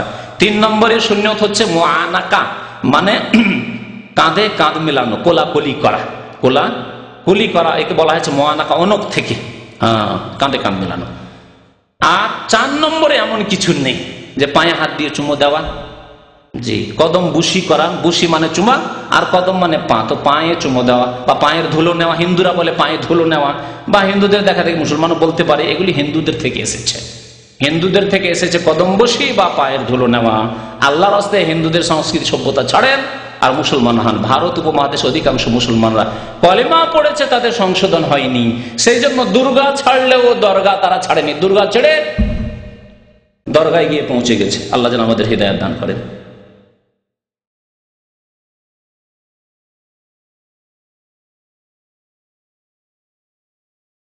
আমাদের দেশের কোন এক বক্তা হিন্দুদের জন্য মন্দির বানিয়ে দিয়েছে রাজনৈতিক স্বার্থে। আমি তো আগেই বলেছি যে এসব গণতন্ত্রের রাজনীতি হচ্ছে স্বার্থের রাজনীতি, কারণ লোকজনের ভোট না নিলে তো নেতৃত্বে যাওয়া যাবে না। সুতরাং এই ক্ষেত্রে মানুষকে রাজি করতে হবে। আল্লাহকে রাজি করা শুধু যথেষ্ট না, তাদেরকে মানুষকে রাজি করতে হবে। আর মানুষকে রাজি করতে হলে শুধু জায়েজ পথ দিয়ে মানুষকে রাজি করা যাবে না, না জায়েজ হারাম পথ অবলম্বন করতে হবে। তাই তারা করে থাকে। সুতরাং তারা আদর্শ আপনাদের জন্য নয়। কোরআন এবং হাদিসে যা আছে তার প্রতি আমল করবেন। আল্লাহ বলেছেন তাআওয়ানু আলাল বিররি ওয়াত তাকওয়া, নেকির কাজে সাহায্য করো এবং আল্লাহ ভীরুতার কাজে সাহায্য করো। ওয়ালা তাআওয়ানু আলাল ইসমি ওয়াল উদওয়ান, গুনাহের কাজে এবং জুলম অত্যাচারের কাজে তোমরা সাহায্য করিও না কেউ কারো। তাহলে কোন হিন্দুর যদি মেয়ের বিবাহ না দিতে পারে অবশ্যই সাহায্য করুন। আপনার হিন্দু যদি না খেয়ে মরে যায় সাহায্য করুন। হিন্দুর বাড়ি পড়ে গেছে, বাড়ি নেই, রাস্তায় ফুটপাতে বাস করছে, তাহলে বাড়ি ঘর তৈরি করে দেন। ইহুদি খ্রিস্টান যে কেউ হোক না কেন, যে কোনো মুসলিম হোক না কেন, শুধু হিন্দু কেন, যে কোনো মানুষ, প্রত্যেক মানুষের সাহায্য করলে অবশ্যই নেকি রয়েছে, কম বেশি রয়েছে, কিন্তু সব প্রত্যেক মানুষ, এমনকি জীব জন্তুর সাহায্য সহযোগিতায় নেকি রয়েছে। জীব জন্তু কুকুর শৃগালকে খাওয়ালেও নেকি রয়েছে, তাহলে মানুষকে খাওয়ালে, মানুষের সাহায্য সহযোগিতা হলে কেন নেকি হবে না? কিন্তু শিরকের ক্ষেত্রে, কুফরের ক্ষেত্রে, সীমা লঙ্ঘনের ক্ষেত্রে আল্লাহর হক অন্যকে দেবে, সেই জন্য আপনি সাহায্য সহযোগিতা করবেন, তা হারাম। ওয়ালা তাআওয়ানু আলাল ইসমি ওয়াল উদওয়ান, গুনাহের কাজে, পাপের কাজে এবং সীমা লঙ্ঘন, জুলম অত্যাচারের কাজে সাহায্য করিও না। কেউ কাউকে মারছে আর আপনার দেশি, যে লোকটি মারছে সে আপনার দেশি, মারতে শুরু করলেন দেশির পক্ষ থেকে, হারাম। কিন্তু যে ব্যক্তি মার খাচ্ছে তাকে বাঁচানোর জন্য আপনি সাহায্য করেন, হ্যাঁ আল্লাহ বলছেন যে তাআওয়ানু আলাল বিররি, নেকির কাজে সাহায্য, নেকির কাজে লোকটিকে বাঁচাচ্ছেন, কারণ ওটা জুলুম করছে। যে কোনো ব্যক্তি হোক না কেন, সে মুসলিম হোক, অমুসলিম হোক, হিন্দু হোক, আপনার পাশে হিন্দু আছে সেজন্য হিন্দুকে মারতে হবে, আর তাদের সংখ্যা কম আছে সেজন্য মেরে দিতে হবে না, কখনো জায়েজ নয়। তো আল্লাহ পাক রব্বুল আলামিনের দিন অত্যন্ত সুন্দর দিন, দিনকে বুঝতে হবে এবং তার বাস্তবায়ন করতে হবে। ও সাল্লাল্লাহু আলা নবিয়িনা মুহাম্মদ ওয়া আলা আলিহি ওয়া সাহবিহি আজমাইন। উমরার মধ্যে কি আছে? চুল কতটুকু কাটলে হালাল হবে? চুল পুরো মাথা থেকে কাটতে হবে, হয় মুন্ডন করে, এটি সবচেয়ে ভালো, কিন্তু পুরো মাথা থেকে। আর যদি ছোট করেন মেশিন দিয়ে, তাহলে পুরো মাথা থেকে করেন। যদি কেচি দিয়েও করেন তারপরে পুরো মাথা থেকে করেন। আর কিছু কিছু একটু একটু কাটবেন, এটা যথেষ্ট নয়। এতে আপনার উমরা ঠিক হবে, ওয়াজিবে ত্রুটি থেকে যাবে। কারণ মাথার চুল কাটা হচ্ছে উমরার ক্ষেত্রে ওয়াজিব বা হজের ক্ষেত্রে ওয়াজিব, সে ওয়াজিবের ক্ষেত্রে আপনার ত্রুটি থেকে গেল। আল্লাহ যেন আমাদেরকে হিদায়াত দান করেন, ভালো কথা বোঝার এবং তার প্রতি আমল করার তৌফিক দান করেন।